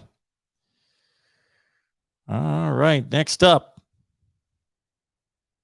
I believe we've got Sean here at the Voice of College Football. What's going on? Hey, Mark, what a great first call. That was great. I also want to add for Indiana State that, on the 79 team, they had Larry Bird on that team, and they finished number 2 in the country that year. Oh, wrong sport. And then for Cincinnati, they played Ohio State back in 2019 and got destroyed. So there's just no way that Cincinnati could make it. Yeah, if Cincinnati wins all their games this year, I'm going to go crazy if they get put in the playoffs because they got killed by Ohio State 2 years ago. Oh, that was a great call. And real quick on Cincinnati, I think honestly, I think that they would have a really good shot. I think if they go undefeated, they're going to be playing. It's all about getting marquee games. So if Indiana has a decent season, that could be like the big noon kickoff, Indiana versus UC. And then the next week, if Notre Dame's ranked and UC's ranked, it's going to be a night game. So it'll be those. If they win those two, they'll have a lot of momentum to get in. And then let's say we get a Tulsa or somebody else ranked in the top, 25, top 20. Then I think they would have a really good shot, even over a one loss Pac-12 team. So I think they have a legit shot in that, and I think they probably, if they beat Notre Dame, and let's say Notre Dame does pretty well with their ACC opponents, and you got Clemson at a one loss. Let's say they do lose to Georgia. And I think there might be some push to put them in over Clemson, but I mean, I'm not going to get ahead of myself here, but I think there might be some clamoring for it. But looking at Ohio State, though, I'm just super excited for the year. I think I'm a big Buckeye fan, grad of 2011, but I think the recruiting classes they've had have just been phenomenal. And looking at this season, I am a little bit concerned because basically anybody who's a sophomore or a redshirt freshman. They've never played like real legit away games. So I think we could see some really interesting upsets, and maybe this is the year where you get a 2-loss champion, just because I think your road factors are just going to be a lot more. They're going to matter a lot more than they ever did. So this might be a year where we actually get like a 2-loss champion. What's your thoughts on that, Mark?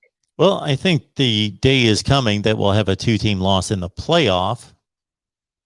And then once they get in, then, you could have a scenario where Georgia loses a great game against Clemson. Clemson goes undefeated.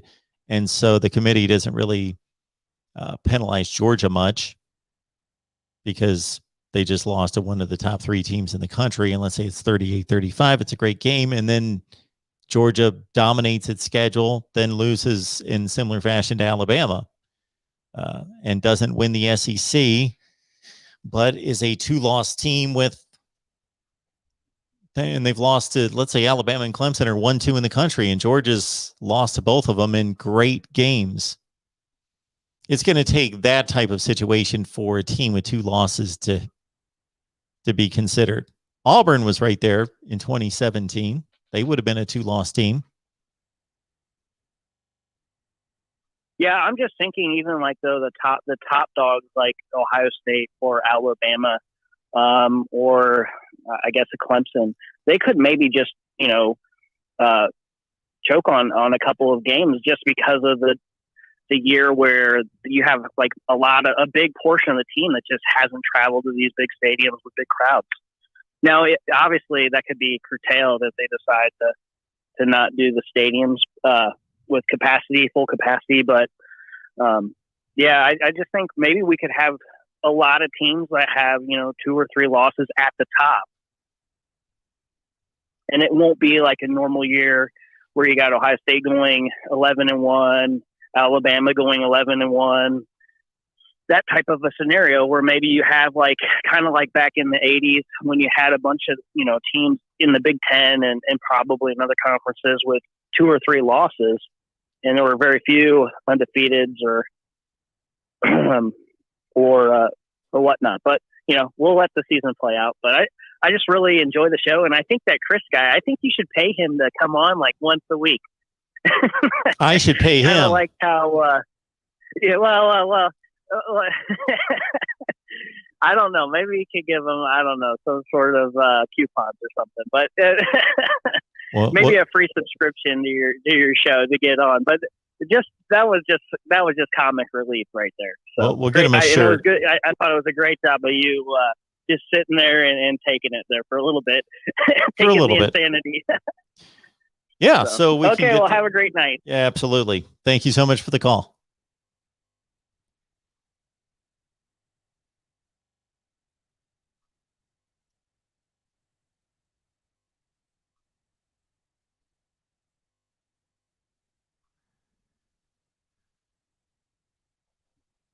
We could certainly get Christopher a Voice of College Football shirt to wear around. Welcome to the Voice of College Football. Who's on the line? Hey, Mark, it's Rich Huffman. It's Billy Paul. So, hey, Rich. Yeah, the real. Yep. So listen, I love Christopher, by the way. I'll give him. When I say that, I got tongue in cheek a little bit, but he did give us entertainment, and I was laughing till I cried for a moment there. So it's all good. The question I have, and because you know a lot more than I do, I'm not kidding. I listen to you and I learn something every time about college football. When I look at JT Daniels and I compare him to DJ Uiagalelei, I don't get a clear picture as to what. It's hard to get apples to apples because they didn't play like DJ didn't play a full year, but he played enough. And you got JT, and he played, what, 3/4 of the year, I think? Something like that? Played 4 games. So, in your opinion, what is your assessment of the two, and which one stacks up? I don't think one's necessarily better than the other, but kind of your assessment between the two. What do you think?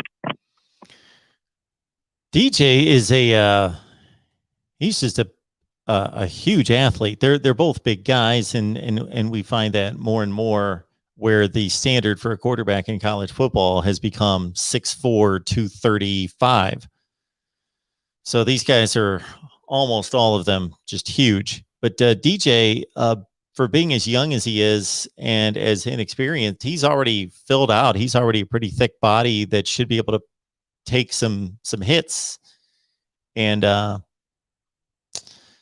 he's not the runner that Trevor Lawrence is, but he's mobile.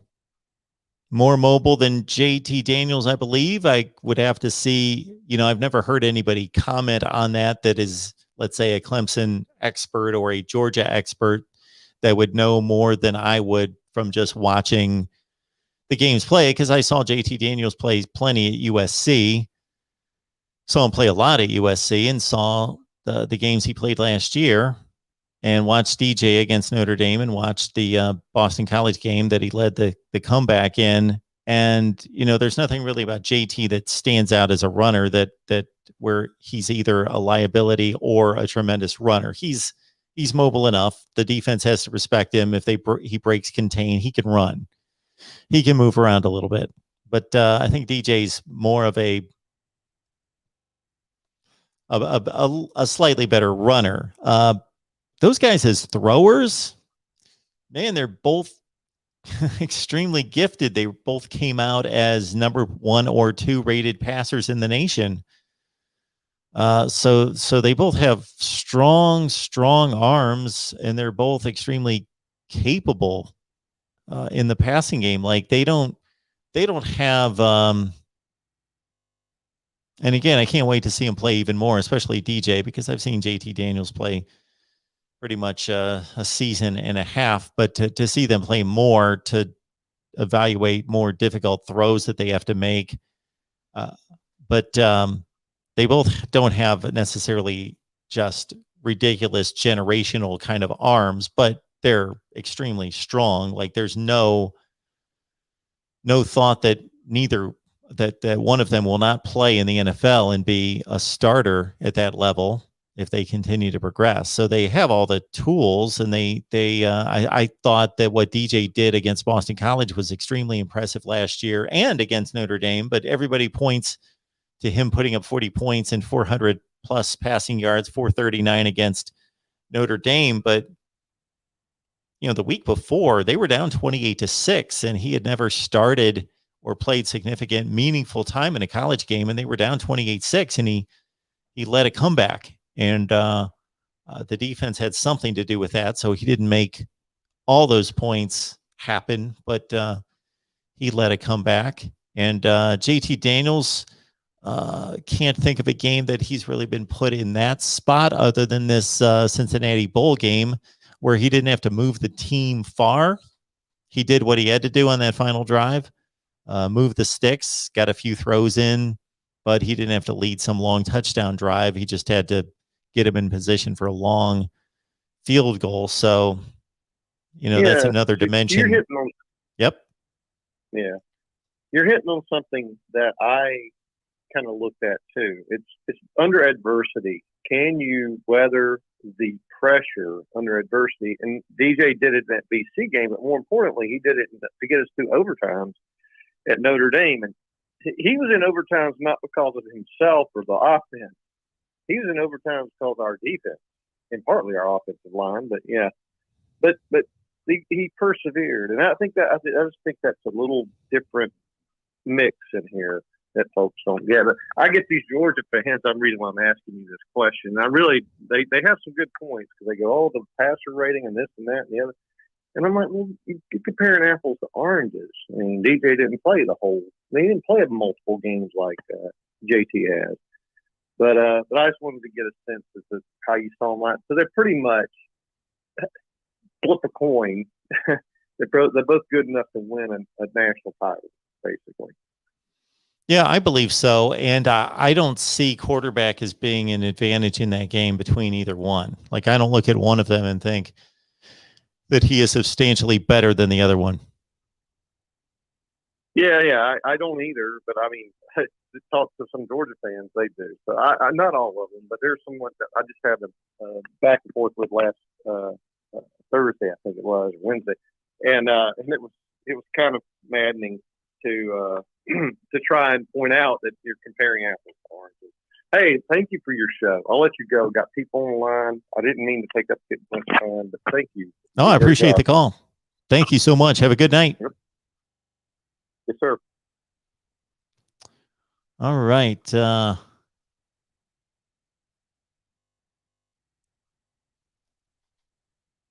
Understand when I take these calls, I'm always looking at these voice recognition messages and thinking, can I decipher what was truly said there? I usually can't. I don't want to try. Welcome to the Voice of College Football. Who's on the line?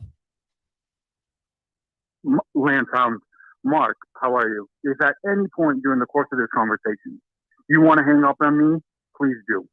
But I have news for you, Mark. I have to unsubscribe. I'm going to tell you why. And not only did you fail to acknowledge my contributions to your channel, financially, spiritually, in your comment section that I'm narcissistic enough to believe I built up, but I simply asked you for a very small request. Can you put timestamps so that I don't have to listen to lame Underwood talk about recruiting for 45 minutes out of an hour? Mark, if you simply put the timestamp so I can listen to you and him talk about the quarterback and the running back and the defense, I'm interested. But when it comes to recruiting, Mark, I don't get that in the weeds. I don't know much about college football. I just follow Miami, especially when they're winning. So my question to you is, sir, are you willing to put timestamps on your talks with Lane Underwood? Okay. Let's go down the checklist here. Number one, who again is this calling? Landfound. Oh, okay. Landfound. I apologize. I didn't quite catch that out of the gate. So this is Landfound. Okay. Let me ask you a few things, Landfound. So you just watched the Miami live stream and the Miami content, correct? Is that generally what you watch, or do you watch some other things? That's it. Okay. Correct. Okay. And I know your handle from quite a long time. This has been quite a few years that you've watched me to some degree, right? From the beginning, when I said to myself, when you popped up on my YouTube, when I said to myself, oh, but this guy reminds me of Greeny from ESPN. Little did I know, naive me, didn't realize you're a professional. I knew you were a professional, but you used to work for ESPN. I didn't know that. But I recognized the talent from the beginning. Well, I appreciate that. Well, the reason I state that, Landfound, is that have I come across as the type guy, the way I've conducted myself and conducted my channel and conducted these shows, that I have not appreciated people's contributions, whether they be financial or otherwise, that I have not tried to answer as many questions and comments as I possibly can get to in the comment section, and that I would ignore somebody's contribution, that I would intentionally ignore somebody's contribution. I try to do everything I possibly can to show how much I appreciate anybody who has contributed anything. So I apologize and have in the past. I missed a contribution, for example, the other day, Landfound. I'll just tell you this. I missed a contribution and it was right near the end of the show. And I was looking at other things, and I ended the live stream and noticed that somebody right before I signed off contributed something, and I felt horrible. So I screenshotted that and I put it on my YouTube channel on the community page, and I thanked them and I put a big screenshot of it.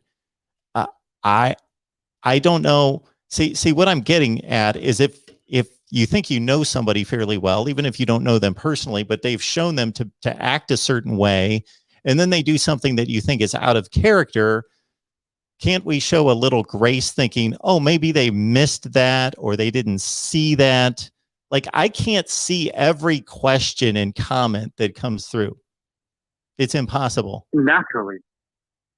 And I would like to commend you that you create a platform for people, and you create a space for people that wouldn't normally have the kind of platform that they do. You do that for people. You do that for people. You do. But going back to the issue, Mark. Can you put timestamps? I'm putting you on the spot. That was the purpose of the call.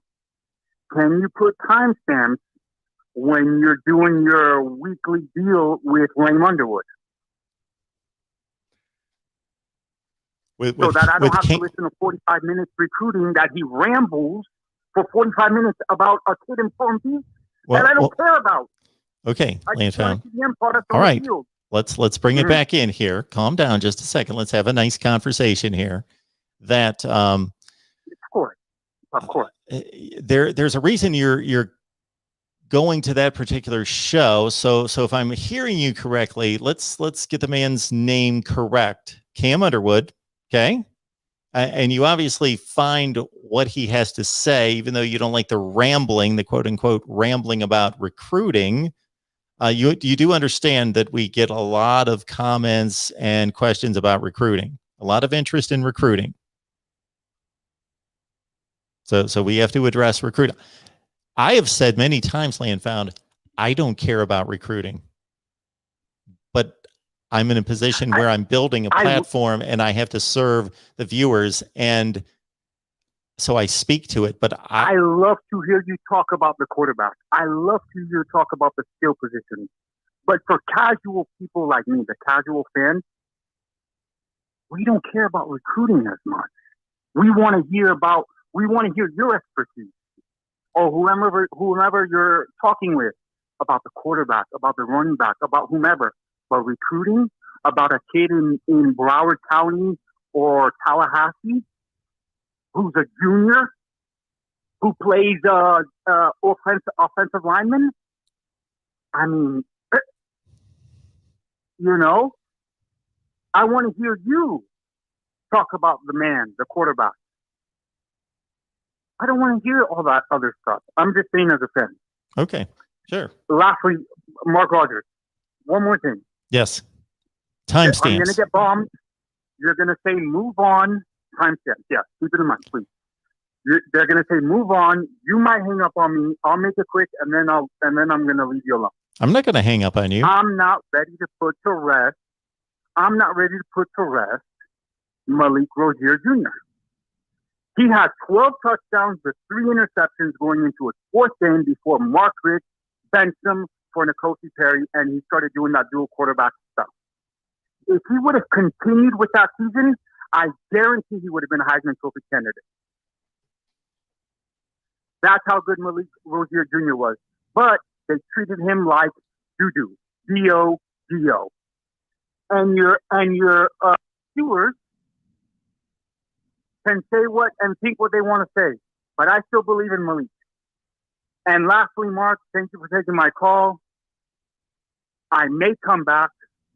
I appreciate you taking my call again, but it's great to be a Miami Hurricane. It's great to be a Miami Hurricane. Okay.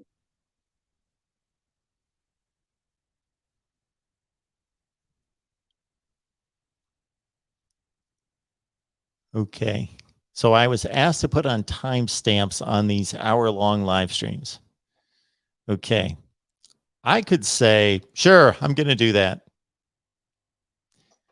I think some of you have some kind of an idea, and I'm understanding and seeing right now that I matched the North Carolina helmet up there. Thank you so much for that, Paul. Paul sent in a North Carolina helmet, and I promised him that it would stay on the top shelf for at least 1 month, except for the programming that was targeted toward one specific team. Like the Miami live stream, we'll take it down. But for everything else, the North Carolina helmet will stay on the top shelf for at least 1 month. All right. Where was I?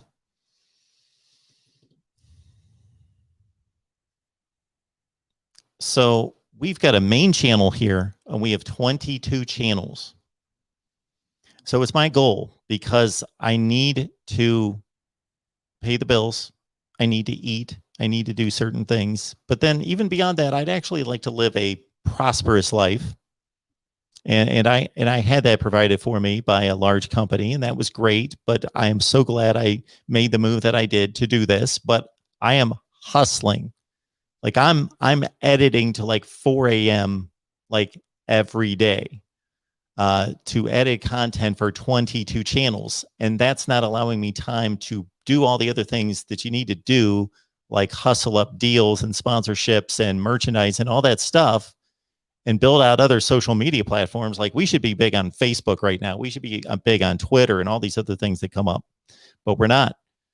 That I'm editing videos. So I'm going to answer your question, Land Found, honestly, which is I will attempt to put some timestamps on those videos, but that's not something that I'm guessing 3 people have mentioned in 5 years. So I don't have that much incentive to do it. And again, I am stretched in too many directions right now.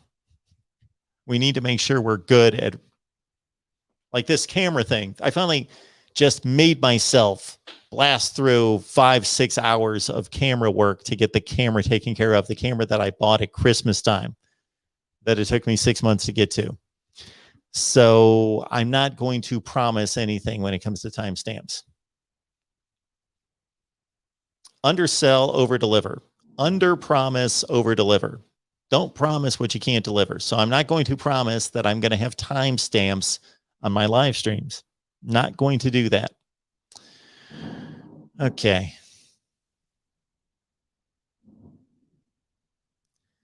Kyle, good to see you. Land found. Hashtag timestamps. I hear you. And actually, how should I say this? Thumbnails. For those of you who are involved in Facebook or in, man, I'm looking at Facebook on the screen when Jason says who are people still on Facebook. Thumbnails on YouTube are extremely important to catch the eye. When I look at these big time YouTube, there's a outfit called Think Media, and I've got a membership with them, and they have a wealth of information and instruction regarding how to blow up on YouTube. Unfortunately, I'm not taking near enough time to watch and implement what they have. Okay. I brought them up because thumbnails, we're talking about time, and Land Found wants timestamps. Well, thumbnails, those are a very basic part of YouTube. And if you go from all through my team channels, I lost the guy that did some thumbnails for me recently. And just for me to keep up building a thumbnail for every video, you'll see they're sporadic. They're lined up, and then there'll be like 4 that I didn't get around to building a thumbnail.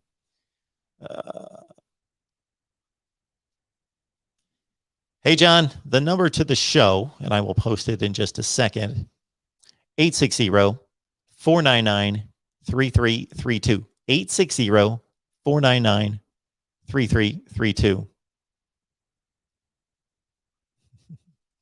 Thank you, D-Rock Irish. And also, like tonight, I'm sure that there are a lot of great comments and questions that I would love to post at the screen and address, but I just missed them.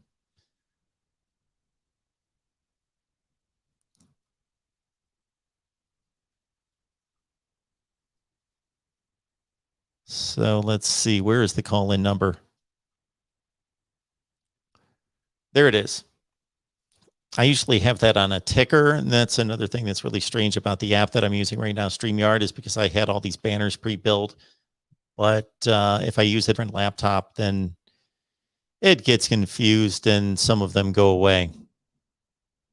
So also, I brought up earlier in the show, this is amazing, the work of Joey at Tri-State Wood Sketch, tristatewoodsketch.com.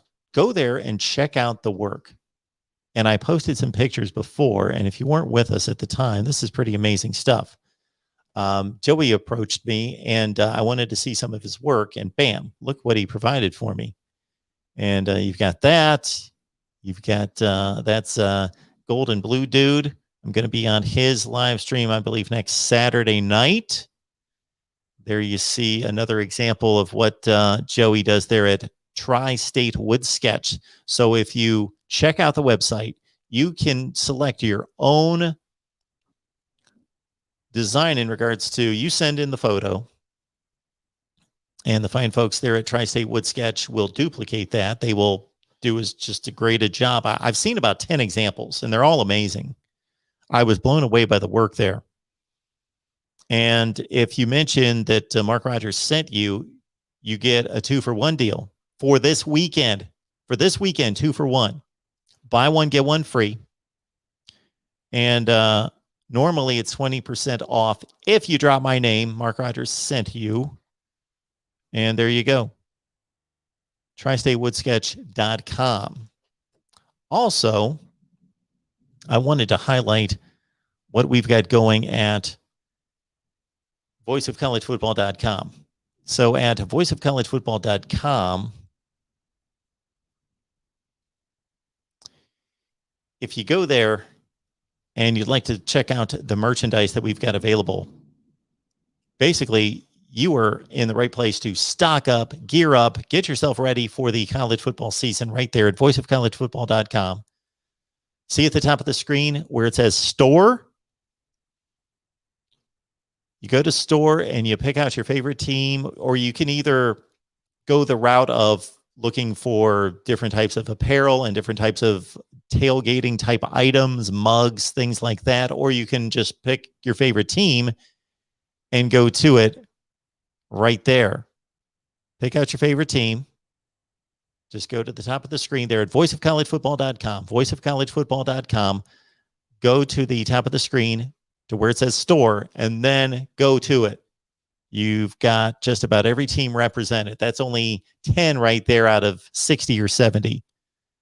And then, for example, there's LSU. There's Michigan. And it's not just those items. That's just one page of many, many there at, again, voiceofcollegefootball.com.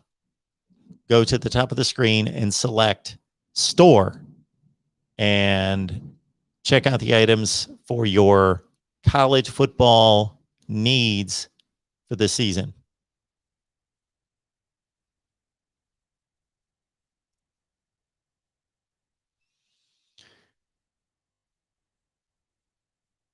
Got another call coming in. Let's get right to it. Here at the Voice of College Football. Who's on the line? This is Emmanuel. Hey, Emmanuel. How are you? Hey, how's it going? I'm good. Great. Just calling because, as always, I have the most random college football questions, but I know you know it all, so I always ask you. I really don't, but that's nice of you to say. So what do you got? All right, so I'm a huge Arkansas and USC fan because I've lived in both states. Oh, okay. So I wanted them to get Kiffin, and I'm happy with Pittman, but I really thought Kiffin would have been the guy for recruiting. But I still follow him because, he's a USC guy. So, his first season at Ole Miss, one thing that Kiffin always does is he's a monster recruiter, and he always gets amazing coordinators. And Ole Miss had an amazing offense, but the defense was arguably the worst defense I've ever seen in the SEC. Your thoughts on that and how it might change? I know they got a new co-defensive coordinator from Michigan. That's interesting that you say that, because I just contacted somebody today to talk some Ole Miss and break down the roster on the offense and the defense from Rebel Walk. They lost their I cut a video on this, posted it on the SEC channel. They lost one of their best linebackers, their best tackler, 75 tackles last year. I can't think of his name. They lost him to Kentucky. Yeah, he went to Kentucky, I think. Yes. Yeah. So he's gone. Aside from him, I know that they bring back most of the defense. You lose most of your playmakers on offense, but the defense is not great. As you mentioned, it's one of the worst we've seen in the SEC. but it did play better in spots down the stretch. They played a pretty good bowl game against Indiana. And I believe off the top of my head, 8 or 9 starters are back on defense. But we'll break down the Ole Miss defense here in the next few days. Now, it was defense down in the SEC as a whole? Because it seemed like I saw some really poor defense across the conference. Ole Miss definitely the worst, but it seemed like the defense were a step behind. Well, it's a great question. So the easy answer is the defense is down everywhere. Scoring is just up everywhere. It was already up in the Big 12, but it's up across the country. So if you look at scoring averages and yardage averages, they are just gone are the days of the 2009 Alabama Crimson Tide holding teams to 9 points per game. It just doesn't happen. The offenses are too prolific. And I think one of the other reasons why there's more scoring in the SEC is that you've got two of the most prominent teams, Alabama and LSU, have completely changed their style of offense in the last 3 to 5 years and gone from a fullback tight end oriented offense like you would have seen at Wisconsin 10 years ago and opened it up. So it's just a different offensive approach across the board for most teams, but especially the top 2 teams in the league, or 2 of the best teams in the league. And now you've got, I think maybe one of the reasons why you saw such great offense last year, think of it this way, you also had 2 of the best offensive minds come into the league last year in Mike Leach and Lane Kiffin. Now, Mike Leach, his offense didn't take off until late in the season, but Lane Kiffin really dialed it up. And other than Matt Corral throwing 6 interceptions against Arkansas, they pretty much torched everyone. Yeah, absolutely. I think, Mississippi may be the state with the most explosive offenses, with Leach and Kiffin, the 2 masterminds on the offense. But wouldn't it be, because it looks like football is becoming that Pac-10, circa 1990s, where it was just shootouts all game, 54 to 48, 48 to 47, I don't know. Maybe I really like really solid defense. And I don't know. I love scoring too. Don't get me wrong, but I hate high scoring games where there's a lot of arm tackling, and I saw a lot of that last year. Well, and I'm concerned. You're concerned, and I'm concerned. And you bring up a great point, Emmanuel, because people that truly love football, and I love offensive and defensive football. That's the thing. I just like to see excellence. So when I'm watching a Big 12 game from 10 years ago and I'm seeing this game comes to mind, a Baylor-Washington bowl game that was 67-56, and it was 67-56 because the defense was so awful.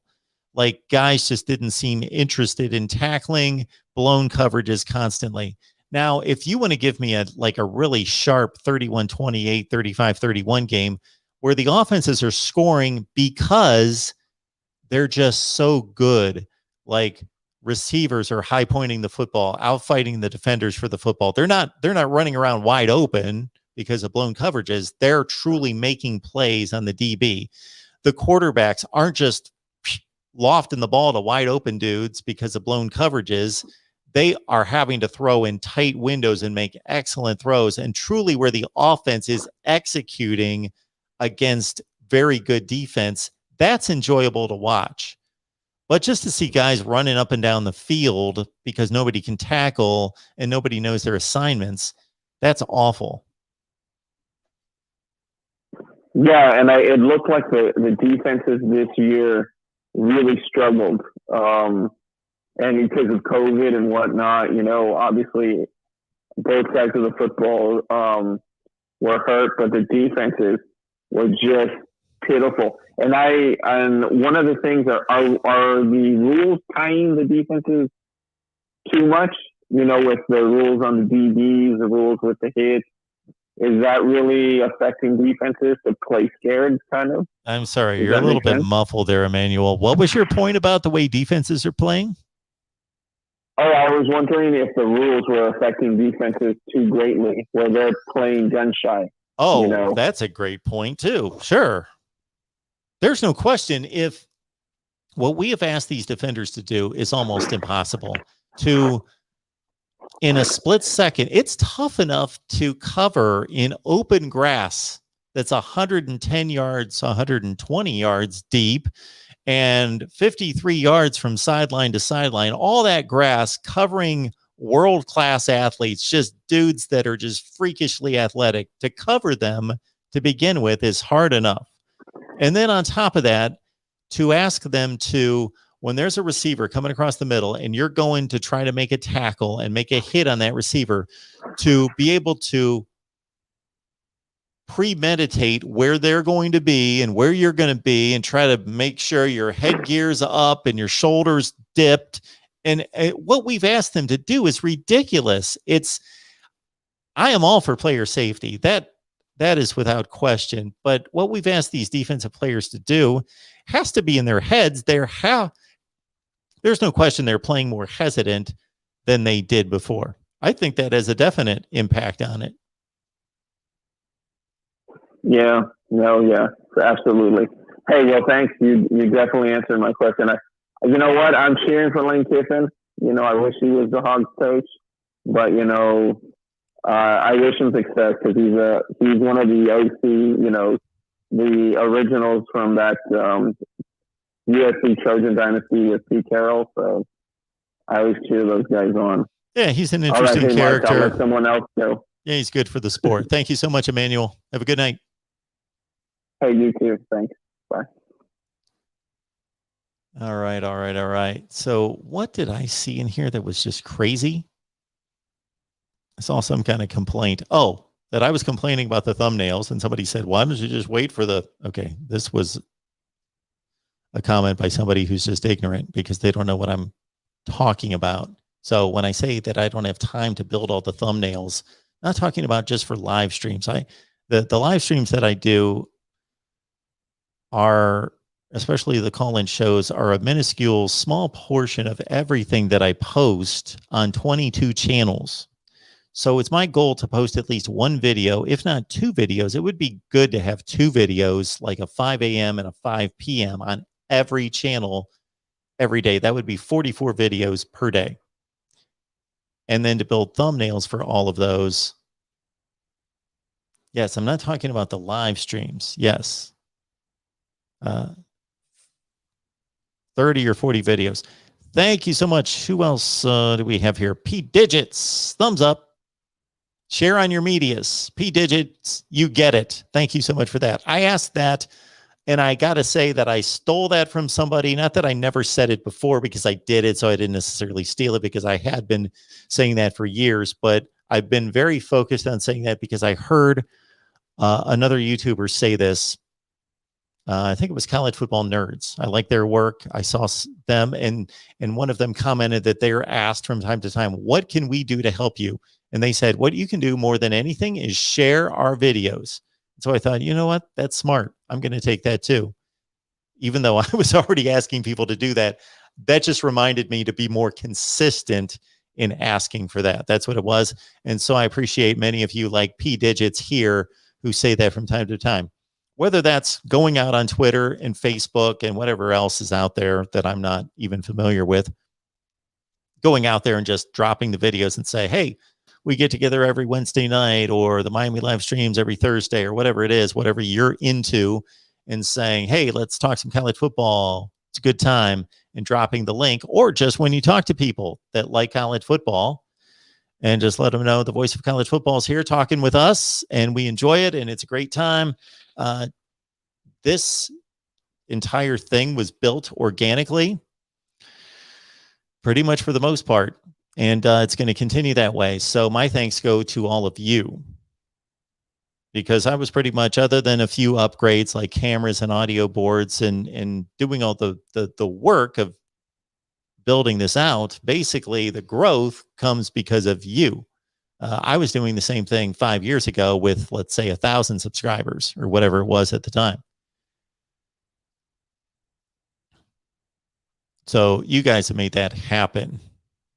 The Rod Farva, thank you so much for confirming that. And I apologize if Cam Underwood or anybody else connected to Cam would have heard that. I didn't quite get until about the fourth time he said that he was stating a different lead in to Cam's name, because Land found there's no reason to do that. Why would you do that? Why is there, you in one breath are telling us that we give great analysis on quarterbacks and skill position players, and then you're disparaging in the way you address, don't even want to call him my guest because he's more than a guest. He's the co-host, or I'm the host. He's the analyst for our Miami show. So why would you do that? I don't understand that.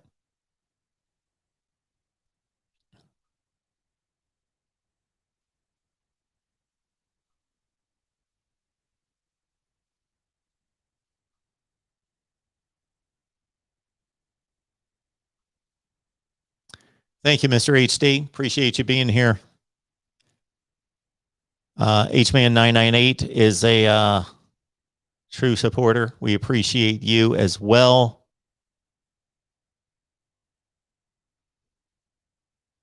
Buffalo Run Casino Media. P Digits, thank you once again. Gary Lewis, intellectually lazy SEC fans suddenly stopped their former mantra, SEC plays great. D, maybe Big 12, D wasn't as bad as their national perception. And we had a good conversation about that during the Oklahoma live stream yesterday, because I think that much of that perception about Big 12 defense, much of it was correct. But like many stereotypes and perceptions, it was blown out of proportion, and it's also carried on too long. Right now, I'm not saying this for sure. I'm not saying that the Big 12 plays great defense. I would like to see a little bit more, but I've seen an improvement. There has been a definite improvement in Big 12 defense. And once these conferences play in a silo and play just against the conference, it's almost impossible to evaluate the play, because either the defense is better or the offense isn't as good. The real test and evaluation comes when any conference goes outside the conference to play other competition. Well, we were robbed of most of that last year. Until postseason play, we didn't have much of that. We had in the Big 12, Iowa State losing to Louisiana. Actually, it was a bad look for the Big 12 in non-conference play during the season, because you had Iowa State, who turned out to be the second best team in the league and a top 10 team in the nation, lost to Louisiana at home by 17 points. Now, Louisiana turned out to be a legit team, but still, that's not a good loss. Texas Tech almost lost to something called Houston Baptist. 53-48, something like that. Last play of the game. Held them out of the end zone. Oklahoma State was down 9 to Tulsa in the fourth quarter. They were down, no, they were down like 7-3. They won 16-7. Whatever the score was, Oklahoma State was down to Tulsa, and Tulsa turned out to be, again, this was at a point in the season where we didn't know how good Tulsa was going to be, but they turned out to be a strong little 6-3 team. Not great, but good, capable. And at that time, Tulsa was coming off 2 lousy seasons, but Oklahoma State had to come back at home to beat Tulsa. Who else was a bad look? Of course, Kansas always loses, but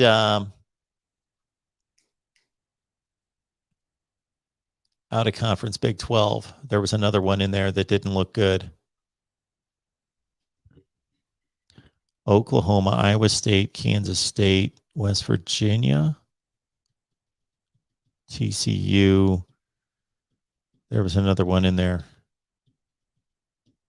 Texas Tech, Baylor. Baylor? Not Baylor. I'm missing it. There were like 4 bad results for the Big 12, and 3 of them were losses, and one was that Houston Baptist game. And then came the postseason. And I made the statement yesterday during the Oklahoma live stream that it's not like the Big 12 tore through Murderers Row during postseason play, but they won the games, and they won games against like competition. It would have been nice to have seen Florida at full strength against Oklahoma to properly evaluate that matchup. We couldn't do it, and Florida was missing a ton of players, but shame on Dan Mullen for acting like a moron and giving up and giving in. We saw the class of Mac Brown in saying, you know what, I'm missing two of the best running backs in the country, two quality wide receivers, the best defensive player maybe in the conference, but we're still going to go down to the Orange Bowl and fight and play to win. And they took Texas A&M. It was a one-score game with 1 minute left. They led in the fourth quarter. They went down there and fought. And so what happens is, sure, North Carolina lost the game, but we can all look at it, evaluate it, and say they put up a fight. They're a good team. They put up a fight. It's a quality program, great coaching job. But contrast what Mac Brown did to what Dan Mullen did, and he messaged to his team, you're not even my team. You're not even a Florida team. Now, what an insult to every guy on your roster to state that, to basically say, we played our last game as the Florida 2020 team in the SEC championship game. You're basically telling your players, where typically the coaches are boosting up the walk-ons and the third string guys to say, hey, they're part of our team, part of our program. They're in this with everybody else. They're as much part of the winning as everybody else. But no, Dan Mullen went the other route and basically disregarded, discounted. I would have been completely insulted and pissed off and left the program if I would have had my head coach talk about me like that. But that's what Dan Mullen did. And they got blown out, and then he made excuses. So my point to all that is that, unfortunately, we couldn't properly evaluate Oklahoma, Florida, but the Sooners did way beyond what I expected. I thought, okay, this is a mismatch in terms of personnel because Florida's lost a lot of guys. Oklahoma's going to win this game fairly comfortably, but I did not expect just annihilation. What was that game, like 35-7 at half? And West Virginia beat Army. The Oklahoma State win against Miami for the Big 12. That was, I want to say, significant. It meant something. Oklahoma State was a top 15 to 20 team. Miami, a top 15 to 20 team. Oklahoma State won the game. Both teams were missing some key components. Tylan Wallace did not play the second half. Chuba Hubbard did not play the game. De'Ara King got hurt. There were a few guys out, but they were close to full strength, and Oklahoma State won the game. The Iowa State game, I thought, was, even though Oregon wasn't great and they were kind of screwed up by COVID more so than most teams, it was a substantial win. Iowa State beat a football program, a tremendous second-tier football program that won the Pac-12 championship in a kind of strange way, but they won it. So it was a good year for the Big 12, all in all, after getting off to a rough start in the non-conference schedule in September. Now, thank God, this season, we're going to have football played between conferences. We're going to have Auburn, Penn State, Indiana, Cincinnati, Notre Dame, Cincinnati, Wisconsin, Notre Dame, Alabama, Miami, Ohio State, Oregon, LSU, UCLA, Texas A&M, Colorado, although I'm not necessarily putting that high on the list. Clemson, Georgia, of course. Who's North Carolina got non-conference? Who's North Carolina got that's good? Notre Dame. We've got those games again. Michigan, Washington, Iowa, Iowa State. I missed those games because for any of you who've been watching me for a few football seasons, at least, you know I love comparing the conferences. And we didn't have that until the postseason. Really, okay, the Big Ten didn't play anyone. The SEC, the ACC, well, the ACC played some group of 5 teams. They played Liberty a bunch of times and really nobody else. And the Pac-12 didn't play anyone.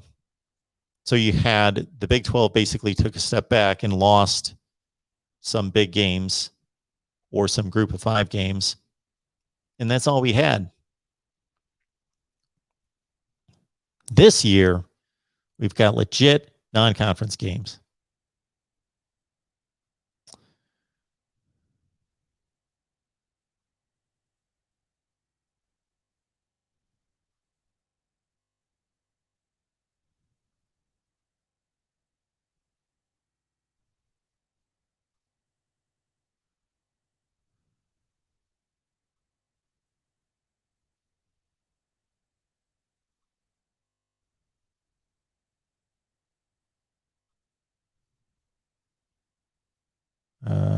Gary, I hope that's not intended for me, is it?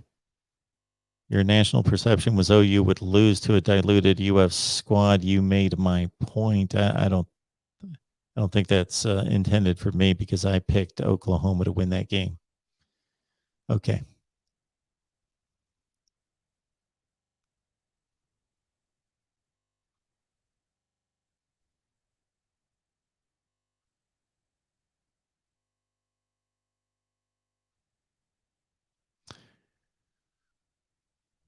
John David Butler, okay. Does Bama beat Miami by 3 or 4 touchdowns? At this point, yes.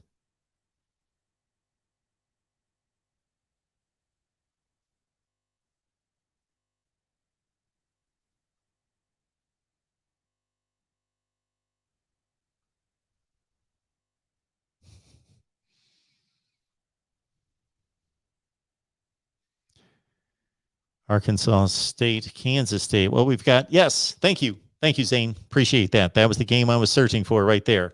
Kansas State lost to Arkansas State. Thank you. And then that's a bad look for your conference champion that they lose to Kansas State. So again, it's not a lot to go on, but when your conference goes out there and plays a bunch of group of 5 games and they lose 3 and they stumble around in another one and they have to hold them out of the end zone. Houston Baptist, an FCS school, the Big 12 did not look good in September.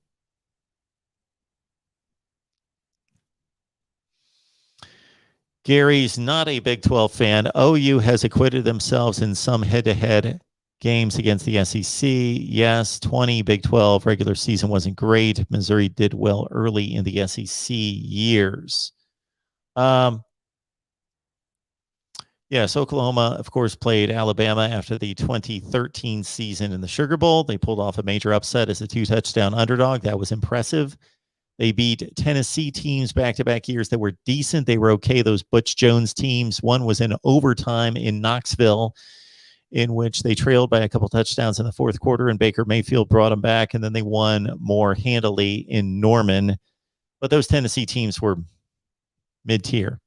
Now, the Oklahoma win in the Sugar Bowl against Auburn, that's a quality win, of course, but Auburn was an 8-4 team. Oklahoma won the Big 12. But yes, Oklahoma has played well against the SEC in recent years, except, of course, the 2018 college football playoff game against Alabama. They got completely annihilated in the first half and then came back and made it look good in terms of window dressing. And then, of course, that game against LSU was a complete embarrassment for the program. They gave up 7 touchdowns in the first half. And I know that was a great LSU team, but LSU didn't do that against Auburn and Alabama and Clemson and they didn't do that against anybody else. They did that to Oklahoma. 7 touchdowns in the first half. 49-14 at halftime. So Oklahoma, yes, I don't know if they've acquitted themselves in some head-to-head wins against the SEC. They were typically the playing as the much higher seed in those games. And then when they had those 2 playoff games, they got their just completely annihilated in one. The other one annihilated in the first half, and they made some kind of, I don't want to ever say that they had a chance to win that game because they lost by 11 and they had to score really late. actually Alabama. I remember being mad because I picked Alabama to cover. I think they won by 11. They must have been like a 14-point favorite. And they hit the ball at the 4-yard line to end the game. They could have won the game and covered the spread. We just had a Kyle Pickett contribution coming in. I appreciate that so much. Mark Rogers, which team will have the biggest upsets to start the season? Okay, let's go to week 1 and let's run it down. Appreciate the question there, Kyle. Good to hear from you. You know that. So let's start with week 1. So I've made this comment a number of times because I've tracked it for about 3 years now, and there's about 15 weeks in a college football season. So I think this has substantial confirmation now. If you enjoy putting a few bucks on the games, understand this. If you look at the top 25 games, there's usually about 20 or 22 because some of them play each other and there are bye weeks, but they play each other. So there are about 20 or 22 top 25 games. And then you can expand this past that to a certain extent.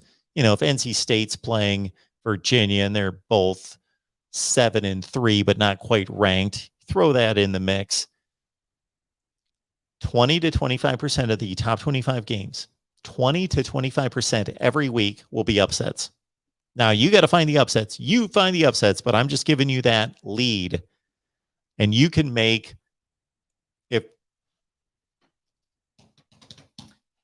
if you try to find, let's say, 7 upsets a week, and you hit on 3, and you play the money line on those 7, you're going to make money.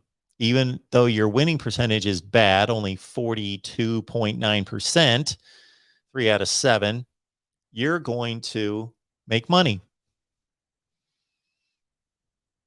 All right, upsets.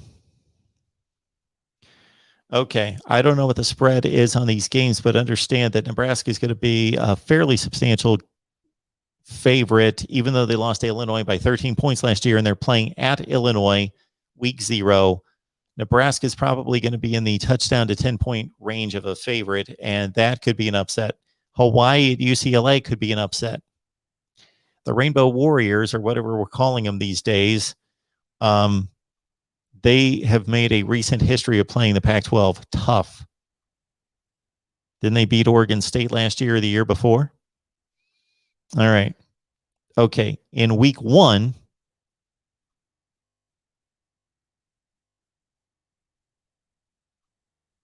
Boise State at UCF. That's going to be a great game. I look forward to that one. That's on that Thursday night to open the season.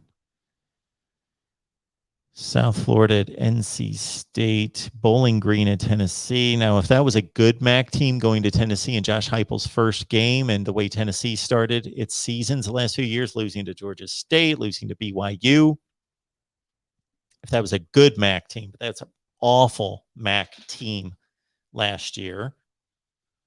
Ohio State at Minnesota. The Buckeyes will probably be, what, a 17-point favorite? Okay. Don't think they're going to lose. But here's one. And I'm really going to wrestle with this one because of what I might be projecting North Carolina to do long term. And this could ruin their season. Not ruin it, but put them up against the wall. Here it is. North Carolina at Virginia Tech.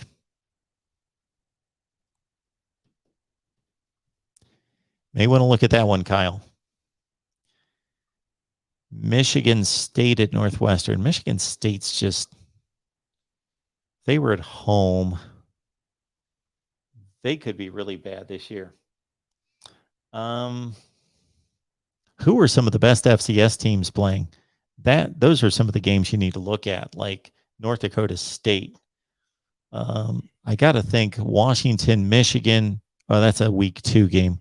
Western Michigan. Penn State, Wisconsin is going to be a great game. Love that matchup. Week 1 in the Big Ten. Stanford, Kansas State is going to be pretty much of a toss-up. Oklahoma at Tulane. Don't be surprised if that's trickier than it should be. Rice at Arkansas. That could be a tricky one for the Hogs. Rice, much improved program, taking on Arkansas on the road. Fresno State at Oregon. Beware. This is a great week 1 game. This is probably, if I could only watch one game, of course, it's going to be Georgia Clemson. But my second game is probably Penn State, Wisconsin. And my third game is probably Iowa, Indiana. That's a big game. Okay. Upset. Louisiana Tech at Mississippi State. I bet they're going to be a 14-point dog. Wonder what the spread's going to be. Louisiana against Texas. How about the Ragin' Cajuns in Austin? You're talking about a first-year starter, first game starter under a new coaching staff with a new head coach playing against one of the most experienced teams in college football, Louisiana, with 20 of 22 starters back.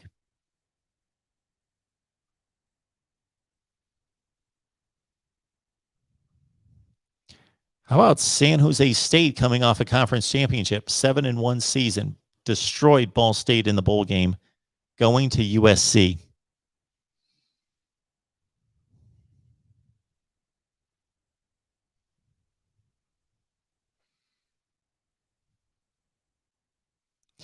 Baylor might have some difficulties going to Texas State. Texas State lost on a last-second field goal last year at Baylor, or at Boston College.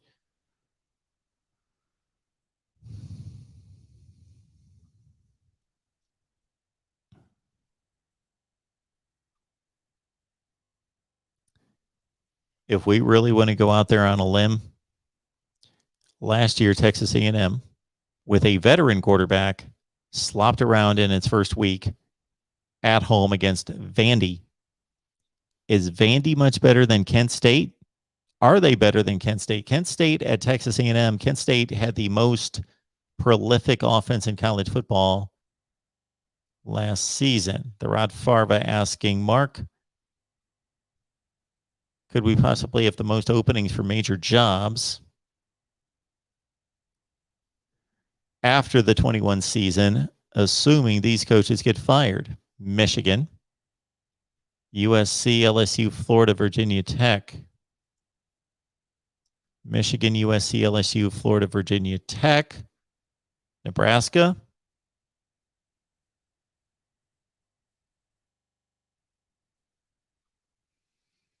Louisville.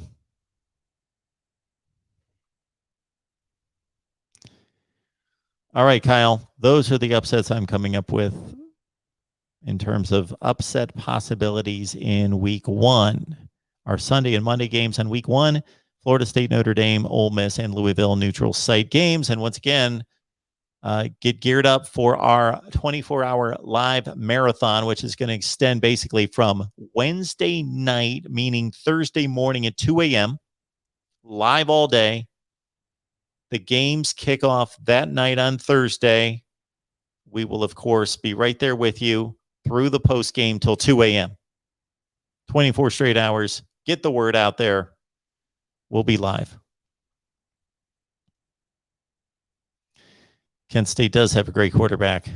Why can't I remember his name right now?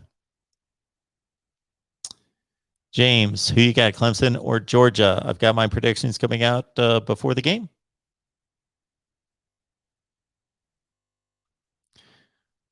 Anything else here that I need to get to? Oh, Levi. Thank you so much for the super chat contribution. I appreciate that so much. Good to see you, Levi. I love to see people in the live chat that I've never seen before. So, Levi, you get the big welcome here. And for those of you who have never received this welcome, you could let me know sometime in the comments section. Not here, because I won't see it, but later at some point, that you never get the big Mark Rogers TV, the voice of college football, welcome like this. Levi, welcome to the voice of college football. It's great to see you. Great to have you. Would love to know who you root for and how long you've been watching. Levi says Texas, Arkansas. Yes. Good one, Levi. Texas, Arkansas. I believe that's a week 2 game.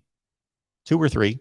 Thoughts and prediction, assuming Texas beats Louisiana in week 1. Well, again, I could make all sorts of predictions right now. My official prediction will be that week, the week of the game, especially when you're talking about week 2 and 3 and 4 games. We get to see football before I make the prediction. That's a good thing. My thoughts are that I think Arkansas fans are a little bit too optimistic and too giddy about their team coming off of last year's substantial improvement over what we had seen the 2 years under Chad Morris. No question, Sam Pittman did a great job, but new quarterback in play. KJ Jefferson most likely will win the job. He hasn't looked too great the couple games that he's played in. The defense was the defense had some interesting players. There are some characters on defense, some real ball hawks in the secondary and at linebacker. Texas, my thoughts about Texas is Bijan Robinson might be he's probably a top 5 running back in the nation. Joshua Moore's a good wideout. Xavier Worthy may make an impact in his first season coming in from Michigan, or transferring from Michigan before playing at all for Michigan. Texas's offensive line needs to improve substantially. Casey Thompson's probably going to be the quarterback, although Hudson Card is going to put up a battle in August. I was extremely impressed with Casey Thompson's 3 or 4 throws against Colorado. I think he went 8 for 10, but he made 3 or 4 throws that you rarely see a college quarterback make. He's that talented. Now, is he going to be good week to week, decision to decision? The talent is one thing. The decision-making process and the leadership and the poise under pressure is another thing at the quarterback position. Texas is probably the barely third best team in the Big 12. I think TCU's on their heels. I like TCU. I like TCU this year to be the one dark horse in the Big 12 to push it. I believe that game's in Fayetteville, and I think that's going to be a great game. I think it's going to be. I think Texas is a more talented team, but Arkansas is very confident and feeling good about themselves coming off last season and season 1 to season 2 with what was a new head coach in Sam Pittman, but now a second year team. If he's as good a coach as he might be, then they could make some strides. But the prediction will be that week. Hudson Card may win the job.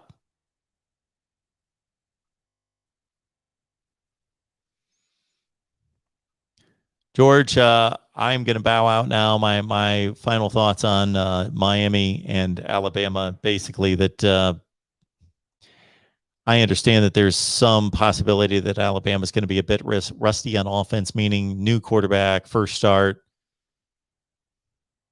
The wide receiver core is loaded, but not unworldly like it was, I don't think.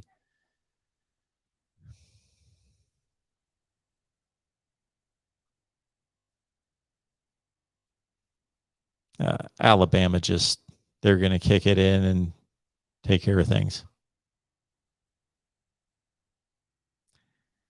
Barry, I have not checked out the 2021 blue chip rankings for all of college football. Mark, Jack Sawyer or JTT? They haven't played at all. I don't know. I don't watch high school tape. Sawyer, for as much as he could impress in the spring game, did. Of course, he couldn't tackle anyone, but he looked good coming off the edge and was tough to block. Yes, Dustin Crum at Kent State. All right.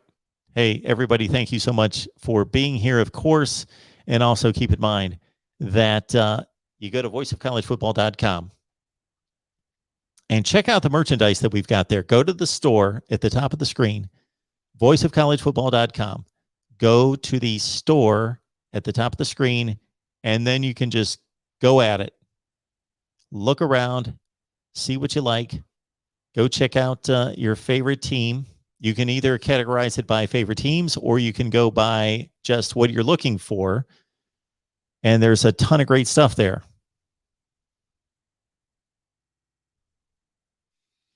And we've got just about every team covered. We've got like 60 teams. So unless maybe you're in, we may even have Akron and Kent State. I don't know. But we've got the Power 5 blanketed. So please check it out. And I may come back for a live show tomorrow. Oregon, we are going to talk Oregon football Sunday at 6 Eastern. 6 Eastern on the Oregon channel. So please check us out on the Oregon channel Sunday at 6 Eastern. Meanwhile, check out voiceofcollegefootball.com. Give me a look right there. Just if you enjoyed what we do here, just help support the channel. Register for free. And again, check out the store right here at the Voice of College Football. All right, it's great to see everyone. As always, thank you so much for your support. Check out the videos in the meantime. I'll be starting my predictions soon. And, of course, roster breakdowns. Penn State lined up for tomorrow, right here at the Voice of College Football. Oregon, 6 Eastern, 3 Pacific tomorrow.